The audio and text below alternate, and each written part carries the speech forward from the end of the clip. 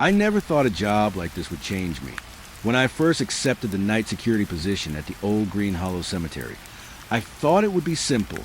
Walk the paths, check the gates, keep an eye out for vandals or the occasional drunk wandering through. I didn't expect it to feel alive. I didn't expect it to notice me.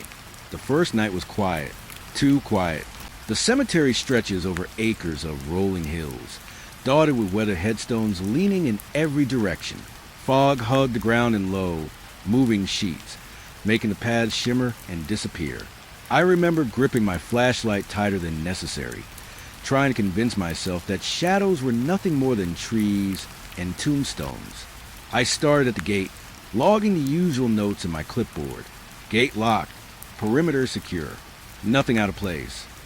I heard the click of my pen against the paper louder than it should have sounded, echoed across the empty cemetery. My boots crunch against gravel, and somewhere in the distance, the wind rattled a metal fence post. But then I noticed something. A grave, near the center of the oldest section, appeared different. I could feel it before I saw it clearly.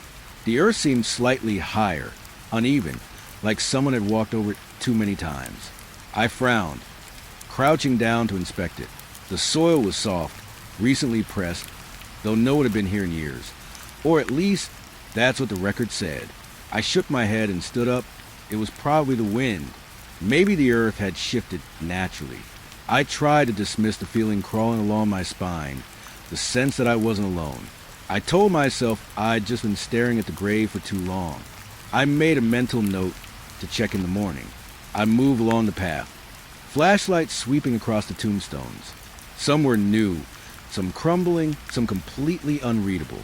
Names and dates blurred by age. I felt eyes on me, though I knew they weren't real eyes, just my imagination projecting into the darkness. I passed a cluster of graves, and one of them seemed lower than had been on my walk from the gate. I stopped. My flashlight beam shook slightly as I raised it, examining the ground. Could the earth have settled unevenly? Perhaps. But a part of me knew, deep down, that something wasn't right. I walked around it, testing the soil. It was firm, except for the subtle hollow in the center, as though something beneath was shifting, pressing upward. I swallowed, forcing myself to keep moving. The cemetery is full of stories, and the older graves have whispers attached to them, or at least that's how it feels. I'd read about people claiming Green Hollow was haunted, that the dead didn't always stay where they belonged. I'd laughed when I first heard it. Now, walking these hills at midnight, I understood, not in some ghostly way, but in the way you feel a presence in the corner of a dark room, something watching, testing, waiting. I approached the mausoleum near the hilltop. Its doors were padlocked and rusted, but the air around it felt heavier, denser. I shone my flashlight along the walls, the beam catching carved angels with faces so worn by weather they looked like screams frozen in stone. I rubbed my temples and reminded myself, it's just old architecture, nothing more. Then I noticed movement, not in the mausoleum, not even in the fog, but on the graves. The mound I had checked earlier, it had sunk slightly, the hollow had deepened. My pulse quickened. I bent down, fingertips brushing the soil. The earth was soft, warm under my touch, like it had been recently disturbed. But no footprints, no sign of human or animal intrusion. I straightened abruptly, heart hammering. My flashlight flickered, and I cursed under my breath, slapping it to restore the beam. The cemetery seemed to hold its breath. Every distant rustle amplified. I imagined footsteps behind me, just one set, matching my own pace. I turned slowly, the beam scanning the fog. Nothing, no one, only the graves leaning in solemn.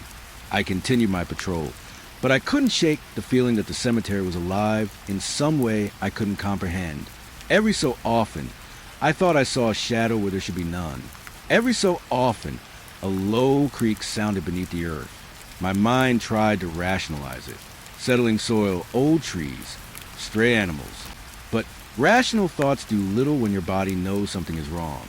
I stopped at a path lined with small, child-sized graves. The dates were from nearly a century ago, but the soil looked recently disturbed. I stepped closer. One grave, in particular, had a mound at the center, and I could swear I saw it rise slightly as I approached, just a fraction of an inch. I recoiled, shaking my head. No, no, that's impossible, I whispered to myself. The fog swirled around me, thickening as if it had a mind of its own. My flashlight beam caught a figure, or maybe it was a trick of the mist. A small, indistinct shape crouched near a headstone. I froze, listening. Nothing, just the wind. But the shape, I could still sense it. Watching, waiting. I tried to shake it off and continue my route, but the unease grew heavier with each step. I could feel the ground beneath my feet pulse, subtle, almost imperceptible, like a heartbeat. I tried to laugh, a hollow, trembling sound. I'm imagining things, I said aloud, hoping the sound would make it real, make it normal again, but the heartbeat continued. I reached the far corner of the cemetery, near the hill where the oldest trees stood. Here, the graves were uneven, the soil rough and lumpy. I bent to inspect one that looked recently pressed. My hand hovered above the ground, and I felt it, warmth, almost a living pulse beneath my fingertips. I jerked back, heart racing. The wind died down suddenly, leaving a silence so profound it pressed against my eardrums. I glanced around. Nothing moved. No shadows, no shapes. Only the mist curling lazily over the graves. The cold metal of my flashlight shaking slightly in my grip. I breathed in, forcing myself to calm down. Maybe I had imagined it. Maybe I had. And yet, I couldn't shake the memory of the soil rising under my hand. The subtle hollow that deepened, as if something beneath was stirring. Something aware. Something patient. I finished my patrol quickly, walking faster now, scanning every shadow, every mound, every flicker of fog. The cemetery, vast and solemn, seemed to shift subtly as I passed. Graves leaning just a little more, soil uneven, as if they were watching me, measuring me, testing me. By the time I returned to the gate, my hands were cold, my breath coming in short, rapid bursts. I locked the gate, my eyes darting over the hills one last time. Everything appeared normal. The fog lay heavy over the cemetery, the tombstones silent and still. And yet, I knew it wasn't. I left the cemetery that night with a sense of dread I couldn't explain. I couldn't tell anyone, not that I wanted to. Who would believe me? That the graves shift, that the soil moves, that the cemetery itself watches those who walk its paths? I felt a weight settle in my chest, a reminder that some places are older than we understand, older than the stories we tell. Driving home, I kept glancing in the rear-view mirror, half expecting to see shadows moving among the gravestones. I don't know if I was followed, or if the cemetery simply lingered in my mind. But I knew this. I could never see Green Hollow the same way again. When I got home, I didn't sleep. I lay in bed, flashlight at my side, imagining the mounds and hollows, imagining the soil pulsing like a living heart beneath the cold earth. And I understood, in a way I couldn't yet fully explain, that this was only the beginning. The graves were not still, and neither was I. I didn't sleep that night. Not really.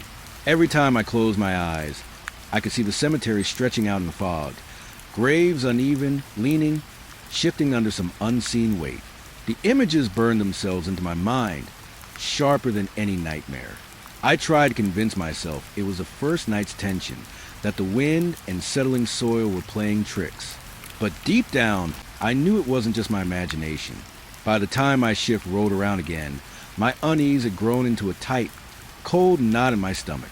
Walking into Green Hollow under the silver glow of the moon, I noticed it immediately. The graves. The ones I had been watching yesterday, they had sunk, just slightly, a few inches, but enough that the contours were unmistakable.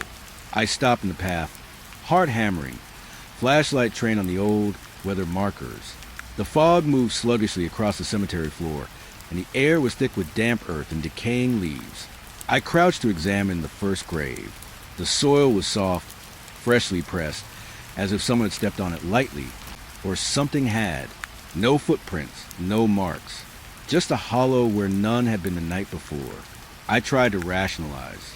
The earth could settle overnight, especially after the rain a few days back. I brushed my fingers along the edges, feeling the slight give under my fingertips. But there was something unnatural about the sinking. It wasn't random. It was measured, deliberate. I moved along the path, checking other graves in the oldest section. Each one I remembered clearly had dropped a subtle change that shouldn't have happened. My hand shook slightly, and I swallowed hard. I thought I saw a movement at the edge of my vision, something shifting behind a tree, or just a trick of the fog. I turned abruptly. Nothing, only the empty, silent cemetery, as if it were holding its breath. I continued my patrol, flashlight beam cutting through the mist. Every few steps, I glanced back at the graves I had passed, and each time, they seemed lower than before. My stomach churned with a mix of fear and disbelief. It was impossible. No one could be here, not in the middle of the night, not without leaving footprints. And yet, the graves had moved. A sense of being watched settled over me, heavier than the night fog. It pressed against my chest, made my breath shallow. I tried to shake it off. "It's just nerves," I whispered to myself. Old cemetery, new guard, nothing more. But my voice sounded weak and hollow, swallowed quickly by the thick air around me. I reached the far corner of the cemetery, a section I rarely patrolled. Here, the graves were even older, dating back over a century. The headstones leaned so far they almost touched the ground, and the soil was soft and crumbly. I knelt beside one, trying to focus on the details. As I ran my fingers along the edge, I felt a subtle vibration, almost like a heartbeat beneath the soil. I jerked back, staring at the mound in disbelief. The fog shifted, and I thought I heard a whisper, not loud, not a voice I could recognize, just a soft susurration that seemed to come from the ground itself. I froze, listening. The cemetery was silent again, except for the faint creak of metal from a distant gate. But that whisper, it had a rhythm, almost like it was breathing. I stood and took a step back. The feeling of being watched intensified. I spun around slowly, shining my flashlight across the graves. Shadows pulled beneath the headstones, stretching unnaturally. My chest tightened. Something was here, something aware, moving beneath the soil, and it was paying attention to me. I kept moving, though every step felt heavier. My boots sank slightly into the soft earth, and I could feel the slight give beneath each grave as if the cemetery itself were alive, responding to my presence. I shook my head, trying to convince myself it was the uneven ground and my imagination. But then I saw it. A grave that had been perfectly flat yesterday now had a mound at its center, the soil slightly bulging upward. I froze. My flashlight hovered over the mound, trembling. The earth moved again, slowly, almost imperceptibly. I leaned closer, heart pounding so hard it hurt. The mound shifted more, a subtle, rolling motion, like something was pushing from beneath. I stumbled back, swallowing hard, fighting the urge to run. The whispers returned, softer this time, a chorus of muted sounds. I couldn't make out words, but they were there, circling me, echoing in the empty night. I shivered and spun around. Fog clung to the ground, obscuring the graves, stretching the shadows. And then I saw it, a faint outline of movement beneath a distant headstone, as if the earth itself were stretching, bending, shifting. I gripped my flashlight tightly, forcing myself to continue patrol. I checked each grave systematically, but my attention kept snapping back to the ones that had changed. Each time, the sense of being observed grew stronger. I could feel it like cold fingers brushing along my spine. I had walked cemeteries before, but never like this, never where the dead seemed aware, watching, waiting. I passed a newer section, a group of graves from the past few decades. Even here, the soil was uneven. One grave, freshly dug years ago, had a dip at the foot. I crouched, running my hands along it. The hollow was subtle but definite. My pulse raced. Who or what was doing this? I remember the old stories about Green Hollow, whispered among the locals, that some of the dead never rest, that they wait for someone to notice them. I tried to laugh quietly, but it came out as a choked, hollow sound. The air thickened around me, and the fog seemed to crawl closer, wrapping the cemetery in a suffocating embrace. My flashlight flickered briefly, and I caught a movement in the corner of my vision, just a shadow, maybe, or something taller than it should have been. I spun, but there was nothing. Only graves, leaning in silent as if mocking me. I resumed walking, each step cautious, my eyes darting to every mound. The whispering grew again, barely audible, almost teasing, brushing against the edge of my perception. I kept my gaze forward, telling myself I was overreacting, that it was the wind or my nerves. But deep down, I knew I wasn't imagining it. The cemetery was alive, and it knew I was here. I reached the old willow tree, the unofficial center of the cemetery. Its twisted branches scraped the sky like skeletal fingers. Around it, the graves were worst of all. Mounds shifted, leaning stones teetered, and the soil seemed soft, ready to move at a thought. I knelt beside one grave and pressed my palm to the earth. It pulsed, faintly, a heartbeat beneath the surface. I recoiled, staggering back. I breathed hard, trying to calm myself. The whispering had stopped, leaving a heavy, suffocating silence. I looked at the graves again. Every single mound had changed slightly since I'd arrived. Some lower, some uneven, all subtle but unmistakable. It was deliberate. It was alive. I finished my patrol mechanically, checking the gates, marking the log, trying to ignore the creeping dread in my chest. Every step back to the gate felt like walking through an invisible crowd, all eyes on me. I kept glancing over my shoulder, half expecting to see shapes rising from the graves, but there was nothing, only fog, stones, and the subtle undulations of the earth. Driving home, I couldn't shake the feeling of being followed. Every shadow in my rearview mirror seemed to stretch unnaturally. Every empty field along the road felt alive. When I closed my eyes later that night, the cemetery returned in vivid detail. The mounds, the shifting soil, the whispers beneath the ground. And beneath it all, the understanding that the dead were not resting. They were waiting, patient, aware, and perhaps hungry for recognition. By the time morning came, I knew one thing with absolute certainty. I would never walk those paths the same way again. The graves were no longer simply markers of the dead. They were alive. They watched, and they moved, slowly, deliberately, and always in response to me. I had hoped, foolishly, that the previous night had been a fluke, that the shifting graves were some quirk of old soil or my imagination. But tonight, as I drove back into Green Hollow Cemetery under the pale glow of a rising moon, I knew better. The air was colder than usual, and a mist clung low to the earth, wrapping the gravestones in a gray shroud. Every instinct screamed that something was awake, something that should not have been.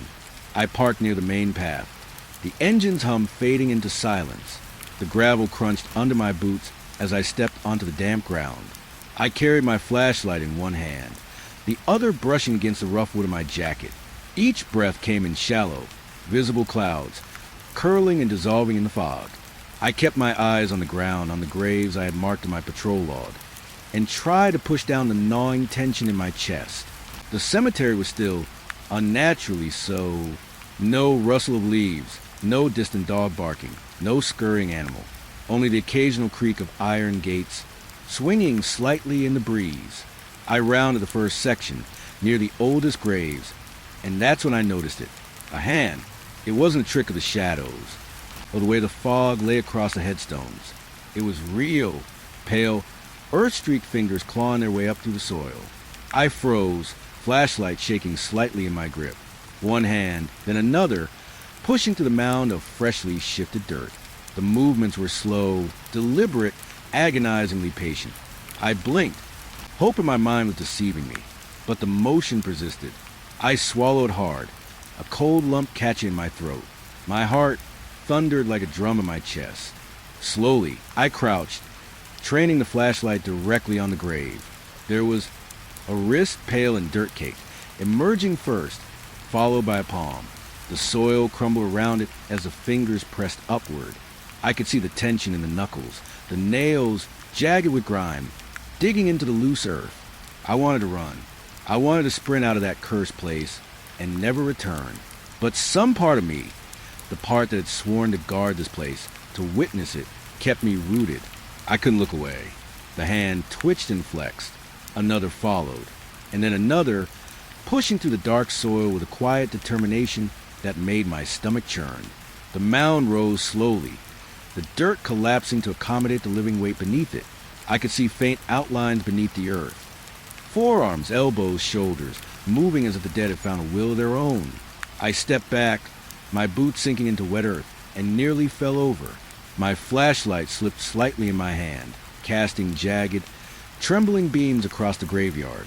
Shadows stretched unnaturally, long and crooked, and then the whispers returned. This time, clearer, not just a susurration in the fog, but distinct, soft, almost pleading voices. "Help us," they murmured. "See us, remember us." My stomach turned cold. I shook my head violently. "No," I muttered aloud, voice hoarse. "No, you're dead. You're gone." But the whispers didn't stop. They grew louder, pressing at the edges of my mind, curling around my thoughts like smoke in a room. Another hand emerged, another grave, and then another. I realized with a sickening certainty that I wasn't witnessing one anomaly. The entire section of old graves was stirring. Pale, dirt-caked hands pushed through soil as if reaching for the sky, for me, each movement deliberate, each finger clawing with intent. My chest tightened. My legs refused to carry me, as if some invisible force held me in place, forcing me to watch. I backed away slowly, heart hammering, flashlight trembling. The hands didn't rise in a hurry, but the slow, inevitable motion was worse. It was methodical, precise.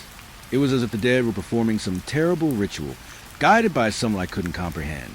I caught my reflection in a cracked headstone and froze. My face was pale, eyes wide, the sheen of sweat betraying my fear. I turned back to the graves. The hands now rose to the surface, wrists and elbows emerging from the soft earth. Fingers twitched and curled, grasping for purchase on nothing, on air on me. I couldn't breathe. My lungs burned. I stumbled backward and fell to my knees near another grave. I had to look closer, had to know the truth. Slowly, carefully, I trained the beam of my flashlight over the mound. The soil moved in waves, almost alive. And then the hands stopped. They hovered just above the surface, unmoving, as if the dead were waiting for something, watching, listening. I whispered to myself, voice barely audible. What do you want?" A faint, wet sound answered me. The soft scrape of earth being pushed aside, a low, dragging sound. I shivered violently. One hand, the largest yet, flexed and plunged back into the soil as if testing its freedom. The others followed. The mound sank slightly, then rose again, jerking with an unnatural rhythm, a heartbeat of the dead. I realized in the full horror. The graves weren't just disturbed. They were alive. The dead weren't at rest. They weren't waiting. They were waking.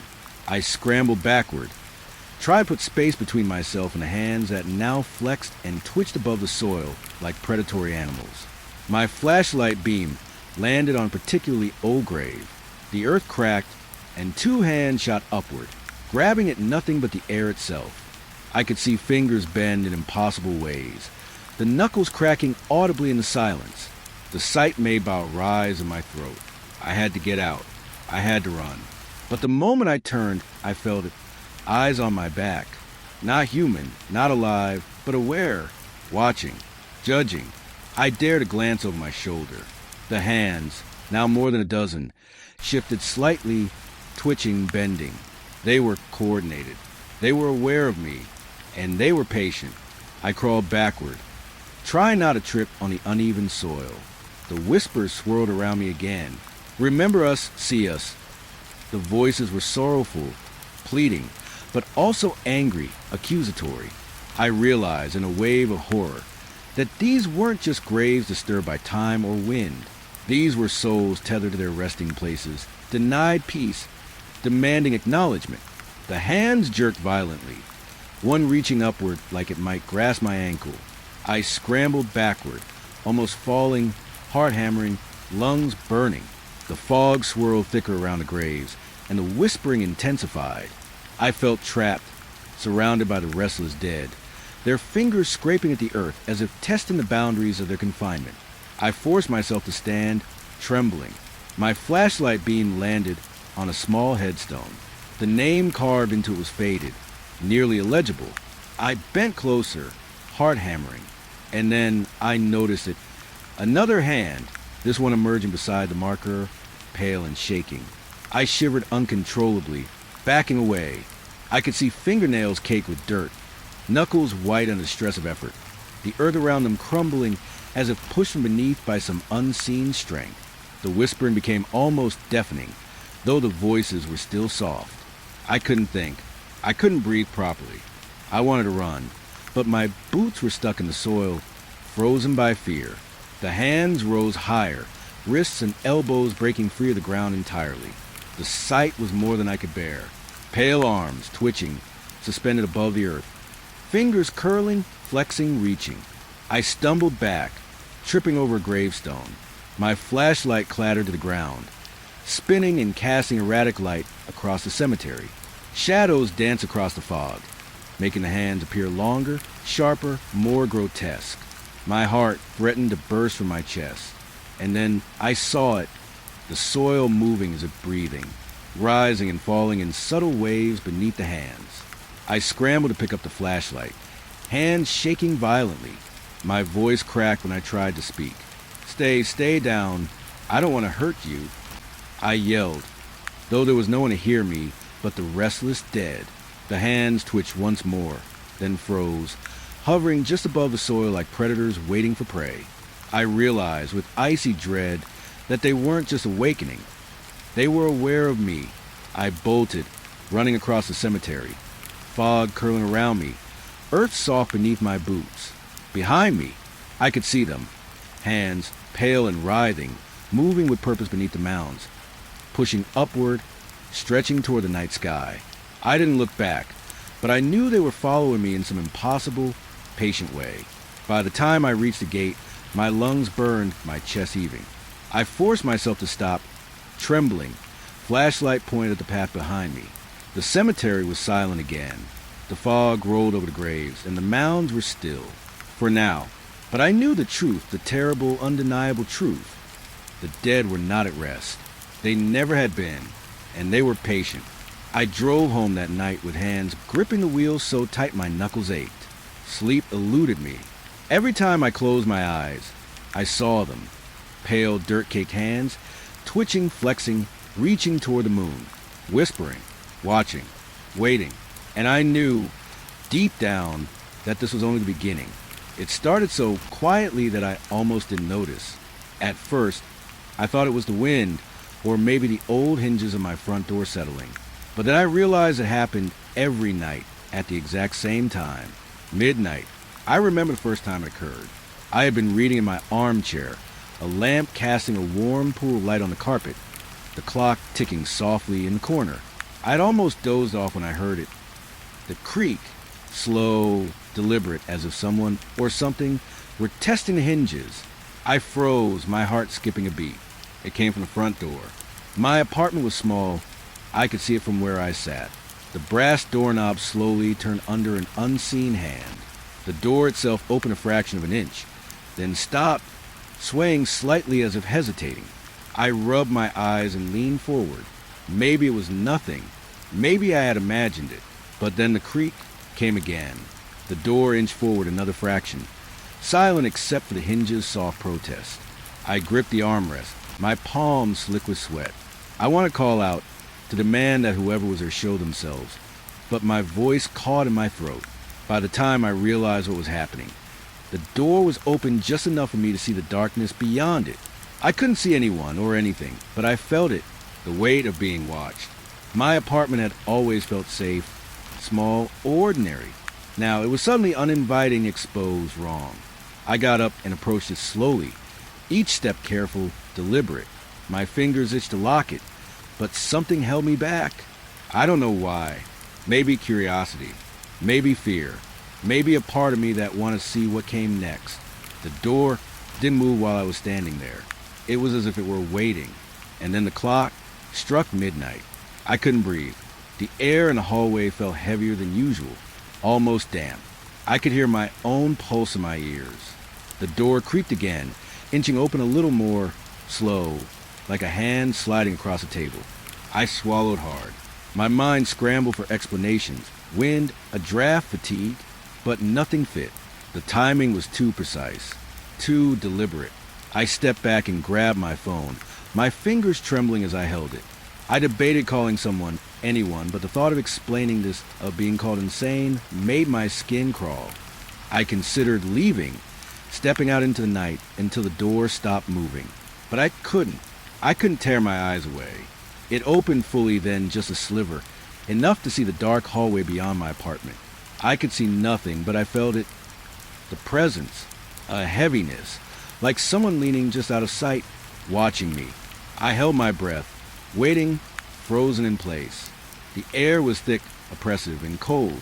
I blinked, and when I looked again, the door was still, just open, slightly, as if nothing had happened. My legs shook. My hands gripped the edge of the counter in my kitchen. I tried to tell myself it was nothing, that I was imagining things. But deep down, I knew better. The next night, it happened again. Midnight, creak, inching door. I didn't sleep. I didn't leave. I just watched, heart hammering, waiting for something I couldn't define. And every night after, without fail, it repeated. Midnight, the door moving slowly. The silence that followed, thick and expectant. I began to notice patterns. The door didn't just move, it reacted. If I looked at it, it hesitated, as if it knew I was watching. If I turned away, it moved more confidently, the gap widening. Sometimes I thought I saw shadows beyond it, but when I focused, there was nothing, always nothing. Sleep became impossible. My night stretched endlessly, a thin, trembling thread of awareness and fear. I started keeping a notebook, jotting down times, measurements, small observations. The door always moved at exactly midnight, always slowly, always as if it were inviting me to look. One night, I tried to stop it. I braced myself, hands gripping the doorknob, waiting for the moment it would move. Midnight came. The creak began. The door inched forward. I pushed against it, and it resisted, shivering under my grip. Then it stopped, just for a moment, and I realized it wasn't just a door. It was aware, responding, playing some cruel game. I stepped back, heart pounding. The door stopped moving entirely, almost as if it were observing me now, and I felt it, a shift in the air, a presence in the room beyond my perception. I couldn't see it. I couldn't hear it, but I could feel it, watching, waiting. After that night, I stopped trying to stop it. I stopped trying to fight. I began to record, to note, to wait. Midnight would come, and the door would move, slowly, always the same rhythm, always teasing, never revealing. And every time, the air grew heavier, my skin colder, my mind quieter. I stopped telling people, friends, co-workers, family. They would have laughed, called me paranoid, called me tired. I couldn't bring myself to explain it, and I was alone with it, every night, alone, listening to the creak of the door, the slight scratch of its hinges, the darkness that stretched just beyond it. I started noticing other things. The smell in the hallway, the faint, acrid scent that wasn't there during the day. Sometimes I thought I heard faint breathing, almost imperceptible, coming from the gap in the door. I told myself it was my imagination, the fear twisting ordinary sounds into threats. But I knew the truth. It wasn't imagination. Something was there, something waiting. And then one night it happened. Midnight came, as always. The creak began, slow and deliberate. I watched, unable to move. And when the door reached its usual point of openness, I swear I saw a shadow, a shape, just beyond the threshold. It wasn't human, not entirely. It didn't move like a person, but it was aware, and it looked at me.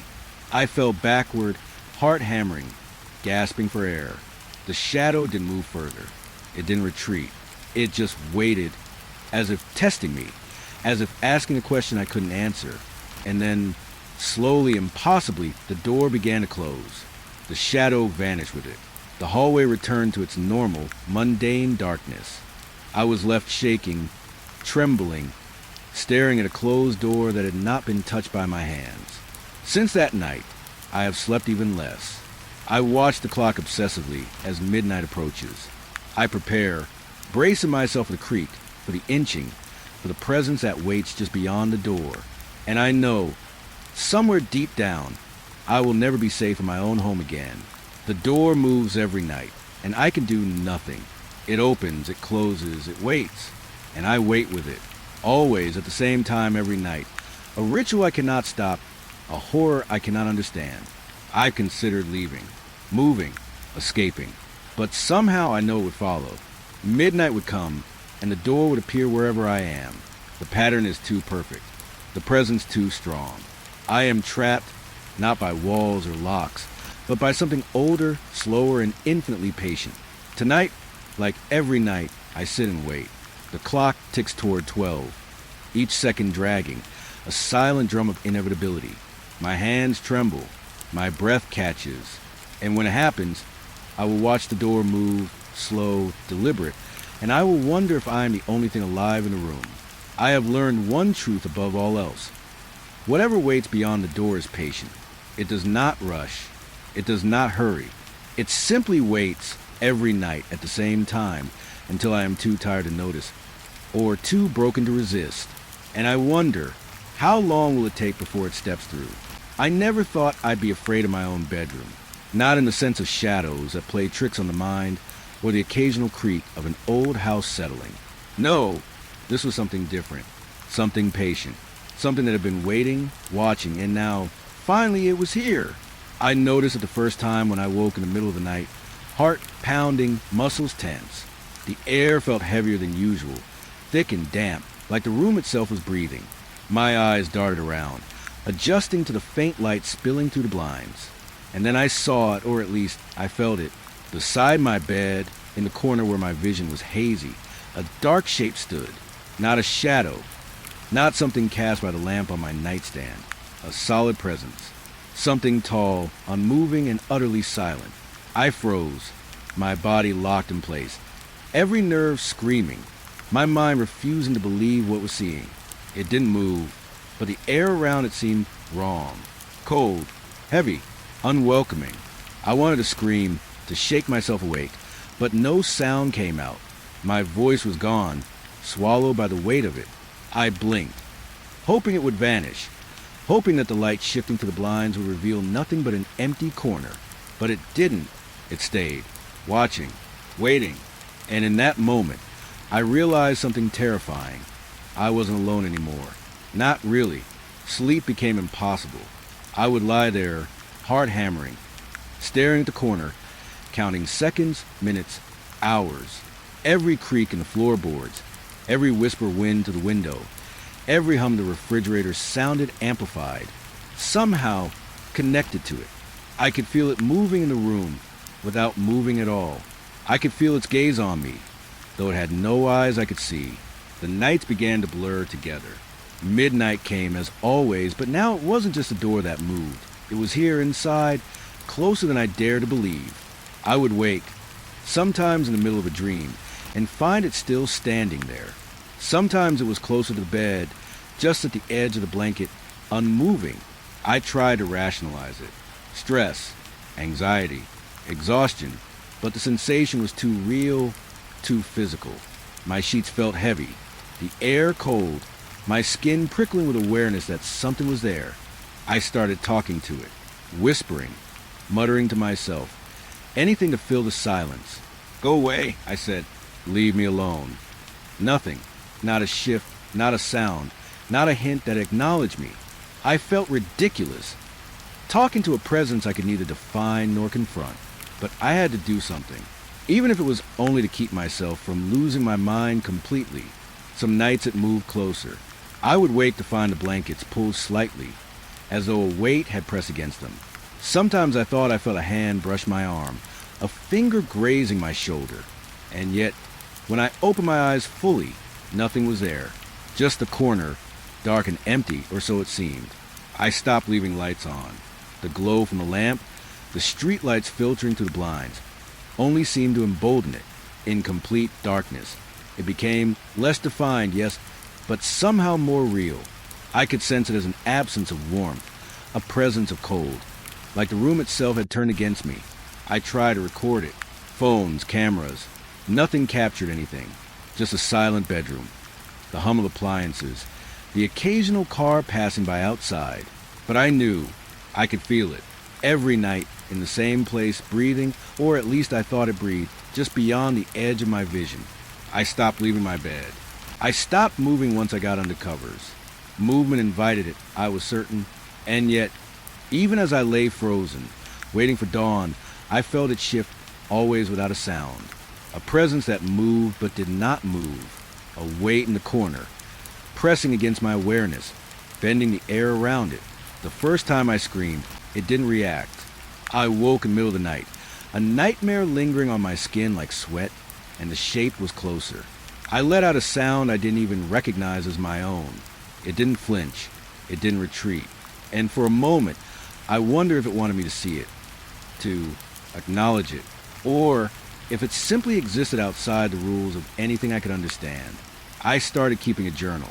Each night, I wrote down the exact times, the sensations, the small changes I noticed, the blankets disturbed, the air heavier, the subtle shift of light across its dark form.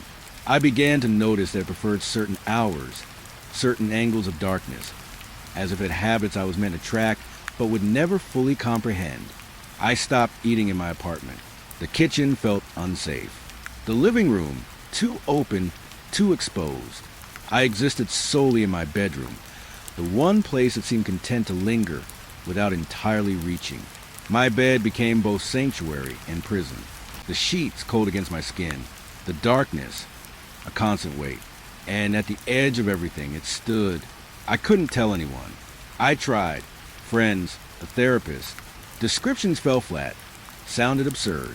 I was shaking, exhausted and terrified, yet the words came out strangely calm, detached.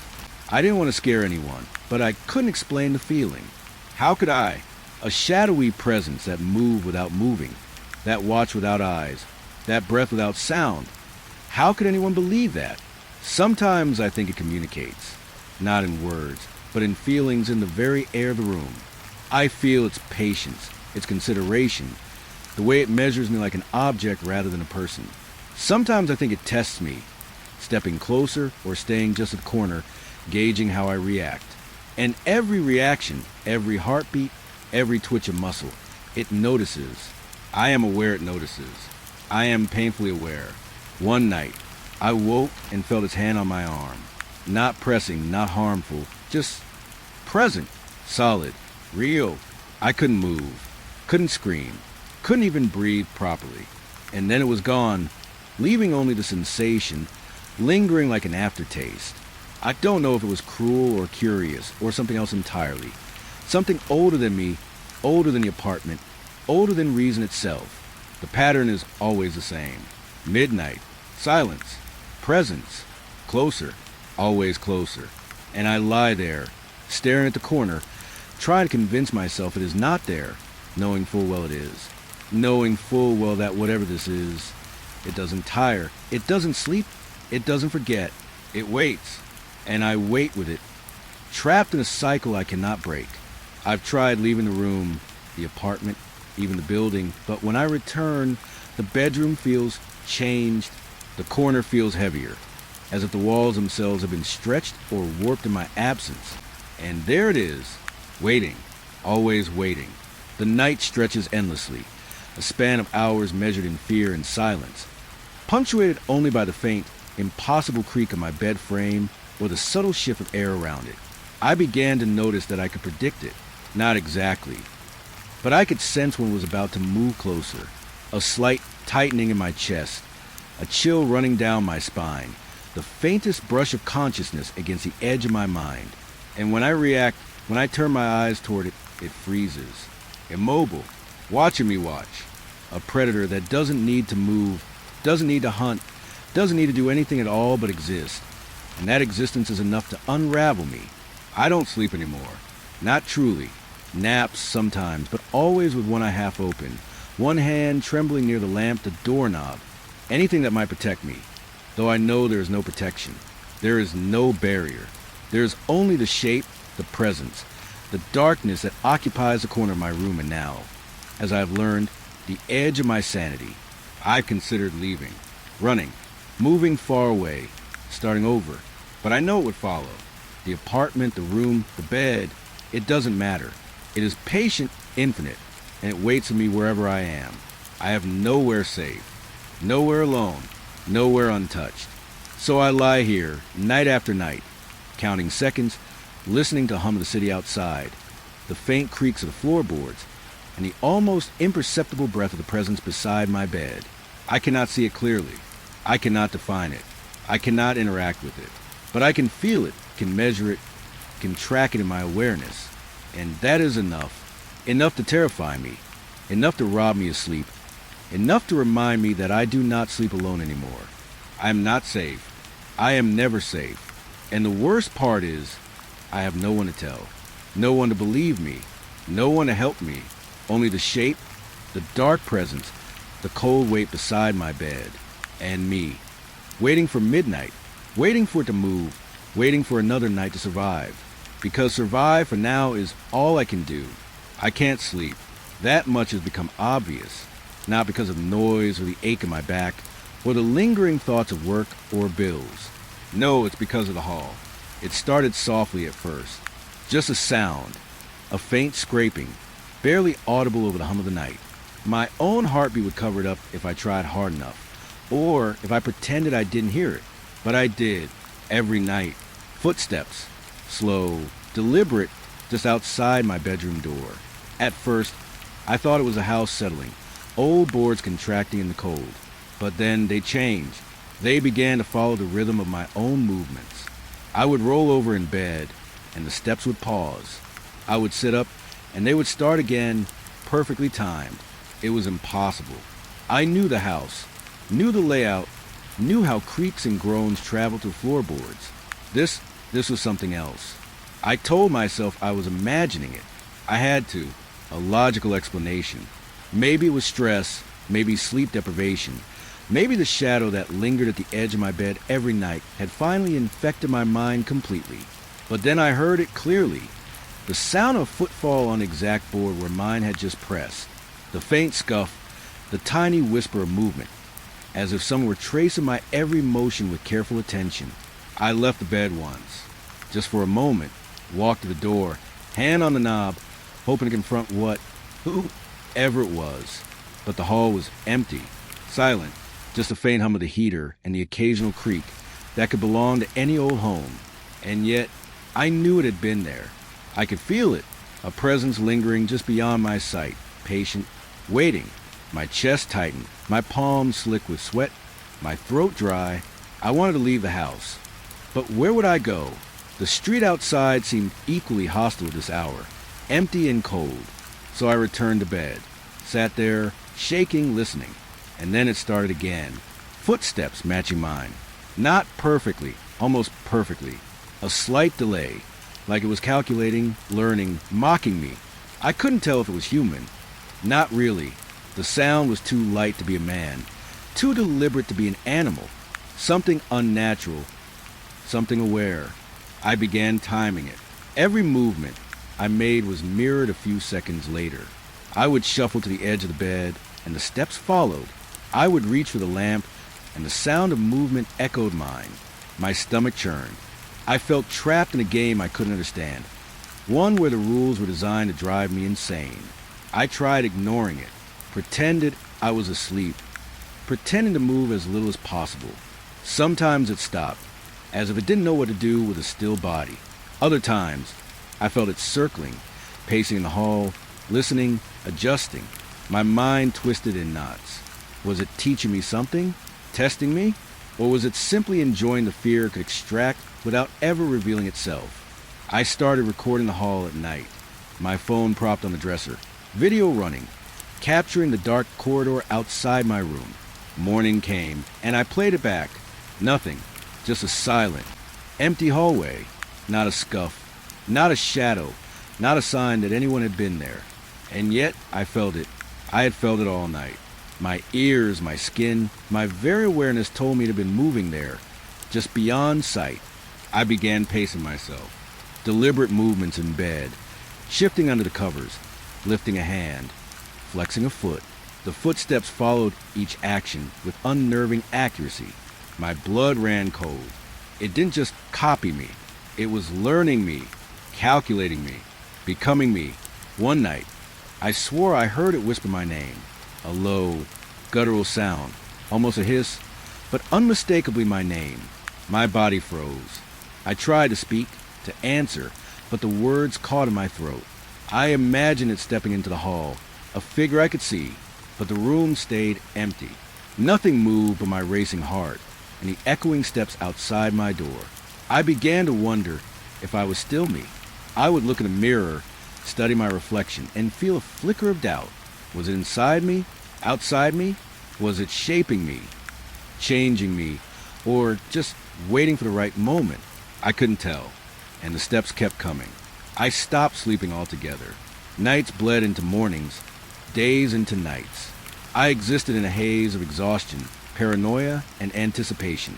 Every sound, every floorboard, every settling wall, every faint creak of metal or wood set me on edge. I could no longer ignore the hall. I could no longer ignore that someone or something was there, and it was waiting. I tried to trap it, put objects in the hall, set up strings, prop furniture, anything to see it, to prove it. Nothing worked. Objects were untouched in the morning. The hall remained empty, but the footsteps continued, sometimes closer, sometimes slower, always aware, always there. I started talking to it, whispering from the bed, asking it questions, demanding it leave, promising things if it would just stop. Nothing, no answer, only the faint sound of movement, tracking, mocking me. I began to fear I had created it. Imagine it into existence with my sleepless nights and my obsessive attention. But no, I could feel it. I could sense it. And that was worse than any vision, worse than any noise. One night, in the depth of my fear, I stepped into the hall, heart hammering, every instinct screaming at me to flee. The moment I moved, the steps stopped. Silence. Complete. I held my breath, listening. The house felt still, empty, normal. And then, just as I reached the end of the hallway, a soft, slow step behind me, almost imperceptible. But I knew it had been there all along, waiting, following, learning. I spun around. Nothing. No one. Just a dim corridor, empty, mocking. My knees nearly buckled. I ran back to my room, slammed the door, and collapsed onto bed, gasping. The footsteps, though, did not stop entirely. Just faint now, distant, somewhere in the hall beyond the door. Watching, patient, waiting, always waiting. I tried to rationalize it. Stress, exhaustion, imagination. But the weight in the air, the pressure in the room, the subtle shift in sound and temperature, it couldn't be explained away. I wasn't imagining the fear. I was imagining nothing at all. And nothing was enough to terrify me to the core. Now I sit here, notebook in hand, tracking every night, every movement, every subtle change in sound. The footsteps are predictable, yet unpredictable. They mimic me perfectly, yet never exactly. I fear sleep more than wakefulness. And every night, when I lie down, I wonder, will tonight be the night it steps closer than the door? The night it enters the room, or perhaps the bed? I no longer know where I end and the hall begins. I no longer know if the shape, the steps, the presence outside my door is real or a reflection of my unraveling mind. All I know is that it exists. All I know is that it moves when I move. All I know is that I am not safe. And the hall is alive with it. Every creak, every scuff, every soft thud against the wooden boards tells me one thing. It is aware. It is patient. It is learning. And I am its mirror, its shadow, its prey.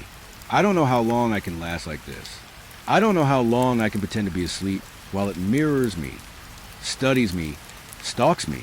I can't leave. I can't confront. I can't sleep. And yet, every night, the footsteps come. Always the footsteps. Always just outside my door. Always waiting, always aware. I fear I may never be alone again. I never thought fear could take such a tangible form, until the night it fully revealed itself. I had spent hours pacing, listening, barely breathing. The footsteps, always just beyond my door, had grown bolder over the last few nights. I knew it was learning me, watching me, waiting for the moment I let my guard down, for the moment I fell asleep, or worse, thought I could ignore it. That night, I decided I couldn't pretend anymore. I sat upright in bed, staring at the bedroom door. The air was heavy, thick with a cold that didn't belong to the heater or the night outside.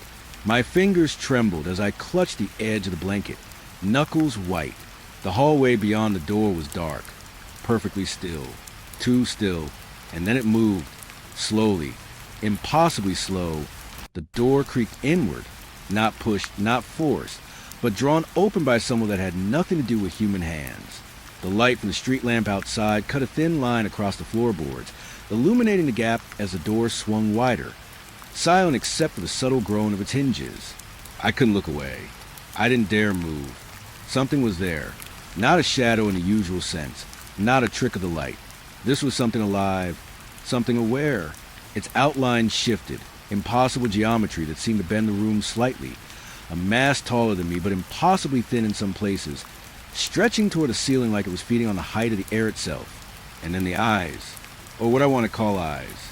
Black holes, empty yet pulsing, aware. They weren't human, not remotely, yet they were focused on me, and I could feel their attention, heavy, pressing, filling the room even though the thing hadn't stepped inside yet. I tried to speak, tried to call for help. My voice caught, strangled in my throat, useless against whatever it was. It moved again, a step, or maybe more than a step, inside the threshold. The air changed around me, thickening, smelling faintly metallic like iron or old blood. I realized with a sinking feeling that my home, my sanctuary, was no longer mine. The presence had claimed it before I even understood its intention. I tried to reason. Maybe it was a hallucination. Maybe exhaustion had finally snapped my mind. But the way the floorboards groaned beneath the invisible weight of its movements, the subtle vibrations in the walls as it shifted, were too real. My heart slammed against my ribs, as if trying to escape the terror rising in my chest. I backed toward the wall, away from the open door, toward the corner of the room where I thought I might be safe. But safety was a concept this thing had no respect for. The shadows stretched unnaturally, crawling along the walls, following the contours of the floor, gathering near the corners as if whispering to each other. And I just knew, the shape in the doorway was watching those shadows, coordinating with them, moving with them, waiting. I remember a sound, a low, dragging noise. Not footsteps, not quite. More like fingernails scraping along the wooden floor. A slow, deliberate rhythm that matched the pulse in my temples. My body froze. I couldn't move, couldn't speak. The thing was learning me faster than I could comprehend, predicting my reactions, feeding on my terror like some cruel predator. And then it spoke, or something like it spoke. Not words, not language, not anything human. Just a vibration in the air, a sound felt in the bones more than heard, resonating through the walls and floor and ceiling all at once. I could feel it inside my skull, inside my chest. It was laughing at me, or worse, acknowledging me, confirming that it had found exactly what it wanted, me. I tried to reach the phone, to call someone, anyone, to break the spell of the night, but my limbs refused. Heavy, locked, uncooperative. The shadow moved closer, its form stretched, twisted, impossible angles folding over themselves until it filled the doorway entirely. And still, somehow, more of it seemed to press into the room, as if the darkness itself was alive, breathing, sliding along the walls toward me. I tried to back up, stumbled, nearly falling. The floor felt sticky, unnatural. My reflection in the dresser mirror flickered, distorted. For a moment, I thought I saw myself, or a version of myself, standing beside it. But it wasn't me. Its face, what I want to call a face, was featureless, yet alive, pulsing like ink and water, absorbing light and sound and air itself. I screamed, a raw, human scream that echoed off the walls and seemed to anger the shadow further. It moved again, almost lazily, filling the space between the door and my bed in a single impossible motion. And I realized with absolute clarity that I could not leave. The house was no longer mine. My bedroom was no longer mine. I was trapped, pinned by the very walls I thought were safe. It hovered, not on the floor, not quite, Its edges shimmered, thin and smoky, reaching toward me with intent. I could feel each tendril of darkness brush the air around my face, cold enough to make my lungs ache. My breath caught in my throat. I tried to close my eyes, to block it out, but it was everywhere, watching, waiting, smiling without a mouth. Hours, or maybe minutes, passed. Time had no meaning in that room anymore. Only the shadow, patient, exacting, and my own shallow, ragged breaths filling the emptiness. I began to talk. Whisper, beg, reason. Please go. Leave me alone. I don't understand. I don't belong here. Please. Nothing changed. It didn't move closer or retreat. It simply waited, watching, learning, judging. I thought about my life, every small choice that led me to this night, this room, this presence. Could I have avoided it? Should I have left the house? Should I have never noticed the footsteps? But it didn't matter. It had always been here, hiding, waiting for me to recognize it. My awareness was a key that unlocked its presence, and now I was its captive. I realized then, with bone-deep dread, that I had no tools, no weapons, no way to defend myself. The shadow was not just in the room. It was in the air and the walls of my mind. Every thought I had, every twitch of fear, every heartbeat, fed it. It was patient, eternal, and it was mine. I tried to sleep. Of course I did. Desperation is a strange thing. You cling to normalcy even as it slips from your fingers. But sleep brought nothing but dreams of endless hallways, ceilings bending impossibly high, shadows forming shapes I could not recognize but knew I should fear. And I woke every time, heart hammering, to find it still there, waiting, silent now but not gone. I cannot leave. I cannot act. I cannot fight. All I can do is watch, breathe, and wait. The shadow has claimed this room, and soon, perhaps, it will claim me entirely. I am alive, but I am not free. I am trapped in my own home, under its endless gaze, a prison of the dark that learned my every step before I even moved. I write this now because I do not know how much longer I will remain. Perhaps it will leave. Perhaps it will wait for me to die naturally. Perhaps it will come closer, step into my bed, fold the room into itself, erase me. I cannot know, but I do know this. It is patient. It is aware. It waits, and I will never feel safe in this room again. Even now, the edges of the darkness curl slightly, as if stretching into the corners, as if learning, calculating, preparing. And I know with a certainty that freezes my blood, that tonight it may move closer, or it may wait, or it may do something I cannot yet comprehend. And I am helpless and aware and terrified. The shadow waits. I always thought night shifts were dull, quiet, routine. Mostly, I patrolled the perimeter of the old industrial woods near the edge of town, flashlight in hand, radio clipped to my belt, boots crunching over frostbitten leaves. I liked the rhythm, the repetition, the way the darkness made time feel slower, stretched. Until that night, it started with a sound. At first, I thought it was my imagination, a twig snapping under a raccoon's weight, maybe a stray dog. But then I heard it again. Step, pause. Step, pause. Too regular, but wrong. Not human, not animal. My stomach tightened as I froze, straining my ears. The forest around me was dead quiet, the way it is just before dawn, when even the wind seems afraid. I called in over the radio, voice steady even though my hands shook. Base, do you copy? Something's moving in Sector 3. Aye. Can't identify it. Over. Nothing. Static. Only my own shallow breathing, loud in the darkness. I turned my flashlight toward the noise. The beam sliced through the trees in a narrow cone, revealing nothing but shadows. I stepped forward, cautiously, crunching leaves underfoot, heart hammering.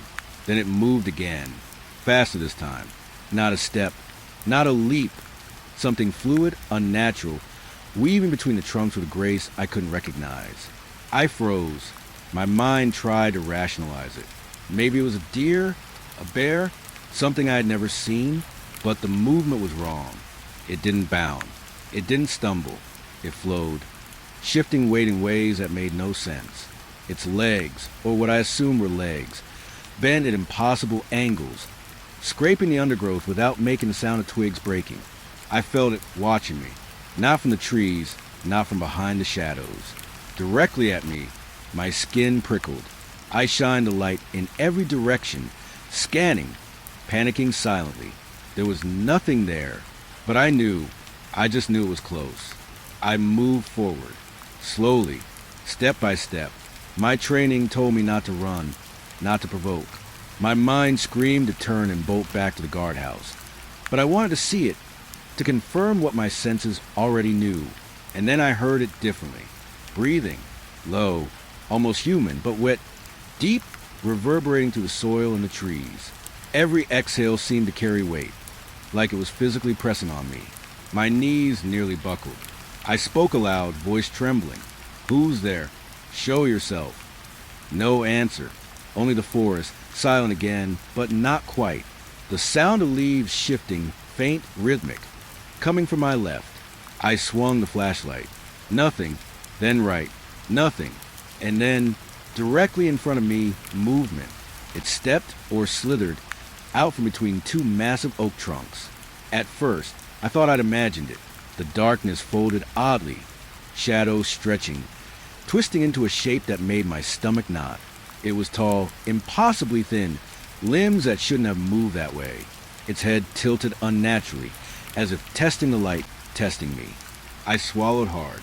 My voice caught when I whispered, What are you?" No answer, just the forest breathing around it, the unnatural rhythm of its movement. I tried to step backward, but my boots crunched loudly against dry leaves, and I realized I hadn't made a sound when it moved. Silent, patient, watching. My mind raced. My radio, still clipped to my chest, felt heavy. I grabbed it, tried to call it again, but the static was relentless. Whatever this thing was, it didn't want anyone else here. It moved again, smooth, controlled, almost curious, like it was studying me, testing the boundaries. My flashlight trembled in my hands, beam jittering across its form. I caught glimpses of its limbs bending in ways that shouldn't exist. I saw the faint outline of a face or the suggestion of one, but no features, just darkness that seemed to absorb the light, swallow it whole. I stumbled back, breath ragged, heart pounding like a drum in my chest. Stay back." I shouted, voice cracking. It paused, head tilted again. A faint rustle, almost like a hiss, and then it started moving toward me. I ran. My boots smashed through leaves and twigs, every step louder than the last. My flashlight bobbed, swinging wildly as I tried to see where it was. Panic clawed at my chest. I didn't know if it was behind me or inside my mind, but the feeling of being hunted was real, visceral, overwhelming. I hit the clearing near the guardhouse. Lights flickered in the windows. I screamed into the radio. "I need backup. There's something." Static. Silence. Then, faintly, the sound of leaves shifting again, closer now, moving around the edge of the clearing. I froze. I didn't see it, but I felt it, looming, just beyond the flashlight's reach. My skin crawled as the air around me seemed to pulse, thick, metallic. I tried to run toward the building, towards safety, but my legs betrayed me, heavy with terror, dragging like lead. And then I heard it. Footsteps. Not running. Not walking. Something in between, sliding across the forest floor without breaking it. Behind me. Everywhere. All at once. I bolted, heart hammering, lungs burning, toward the guardhouse doors. I threw them open, slammed inside, and locked them behind me. I leaned against the wall, chest heaving, flashlight shaking in my grip. The sound followed, not outside, but in my ears and the walls. A low, deliberate scraping, sliding, moving, circling. My hands trembled, sweat slick on my palms. I looked out the windows, but the forest beyond was still, as if nothing had ever moved there at all. The streetlights did nothing to pierce the darkness, and the shadows between the trees seemed deepened before, almost alive, stretching just beyond the light. I want to call someone, anyone, my radio again. Tried it. Static. Only static. I realized then that it wasn't just in the woods. It was here, watching me, waiting, learning. feeding. I could feel its attention pressing against me, a physical weight that made my bones ache. I sat down heavily on the floor, flashlight still clutched in my shaking hands, and tried to reason with myself. Maybe it was exhaustion, maybe too many hours, too much isolation. Maybe it was an animal I hadn't seen before.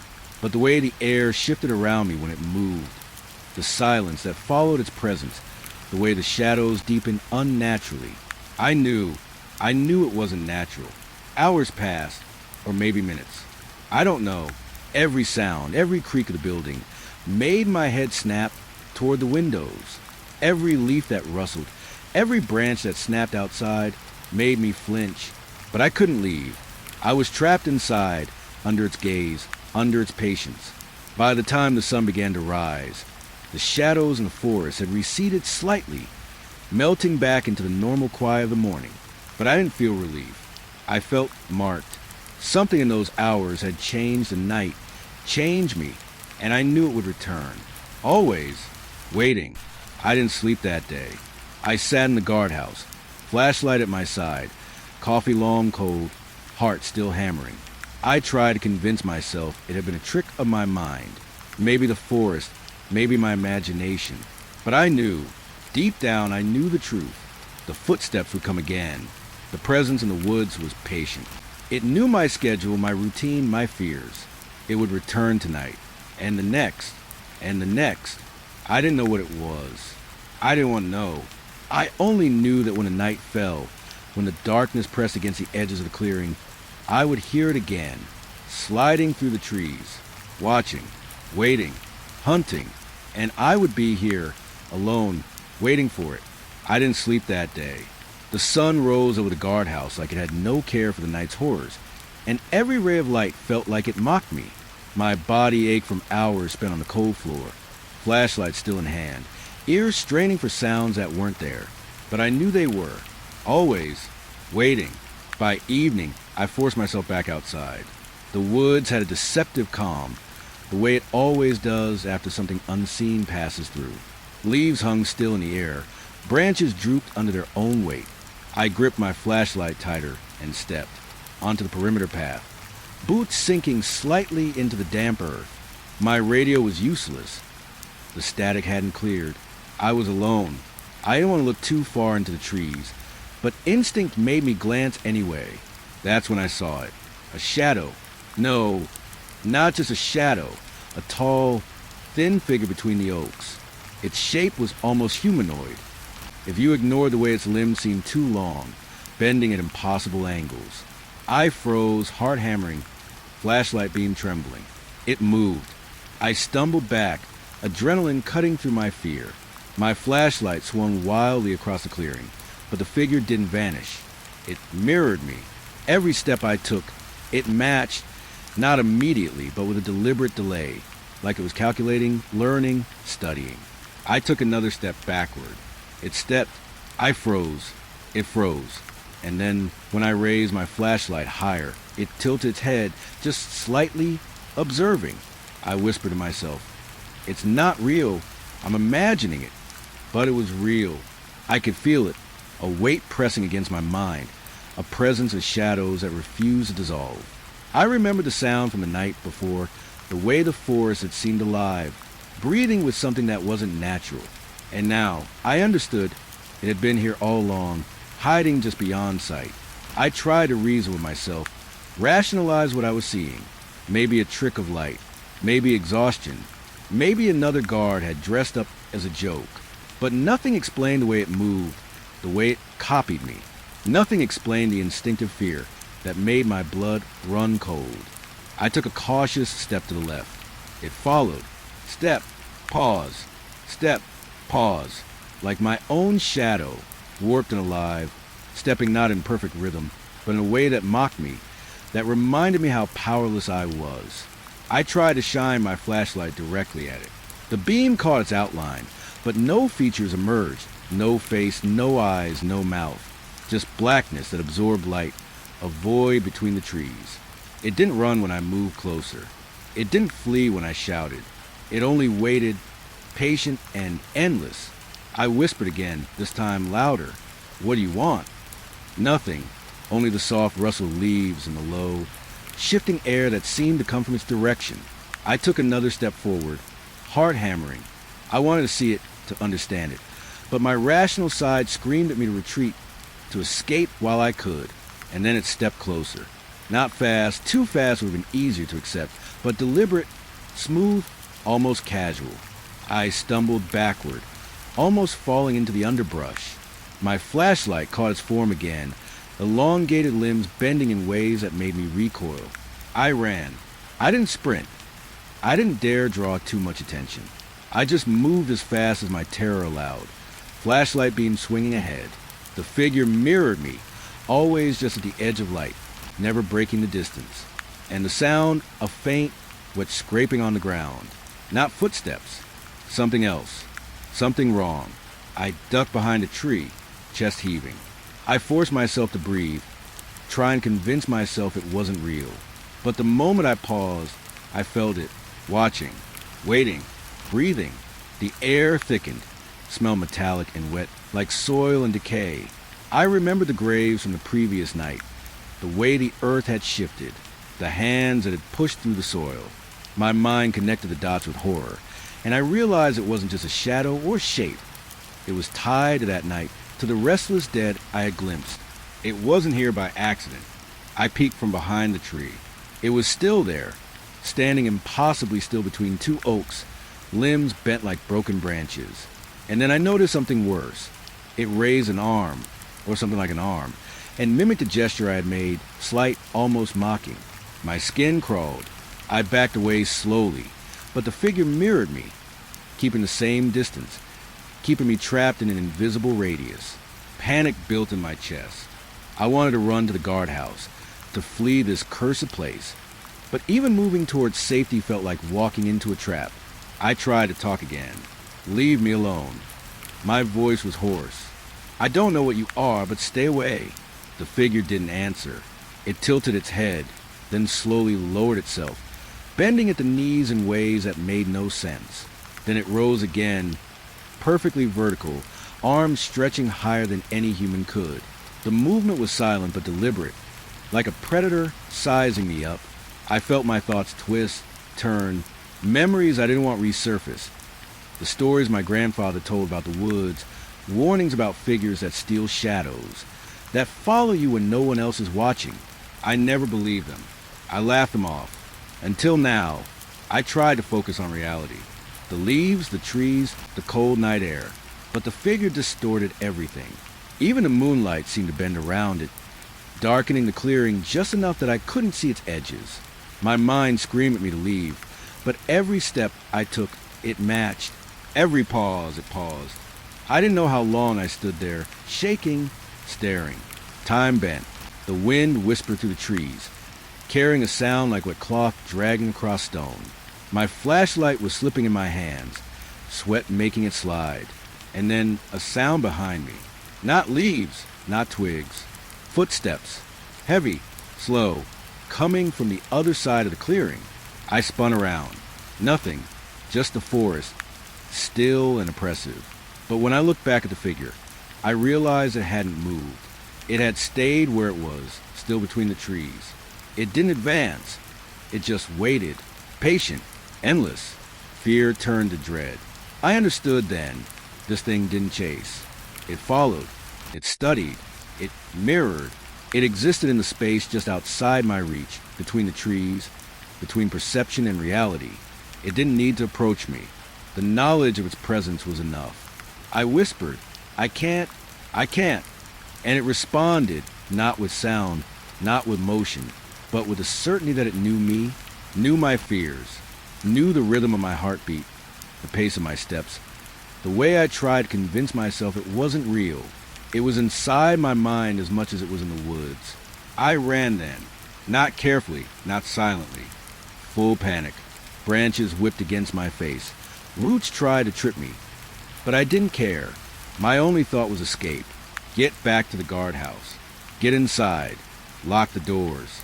Turn on the lights. Make the sun rise faster. And when I finally reached a clearing near the fence, I glanced back, breath ragged. It was there, between the trees.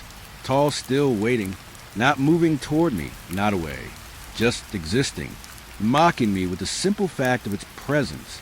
I stumbled over the last few feet to the guardhouse, slamming the door behind me, chest heaving. I locked it, bolted it, and pressed my back against the wood, shaking. I didn't move for a long time. My flashlight was on the floor, light trembling across the walls. The shadows and corners seemed thicker, darker. Outside, the forest whispered. The wind shifted in ways it hadn't before. And I knew it was still out there, watching, waiting, between the trees, always just beyond reach. I didn't sleep that night either. I stayed pressed against the wall, listening. Every snap of a branch, every rustle of leaves, every subtle shift of air made my heart leap.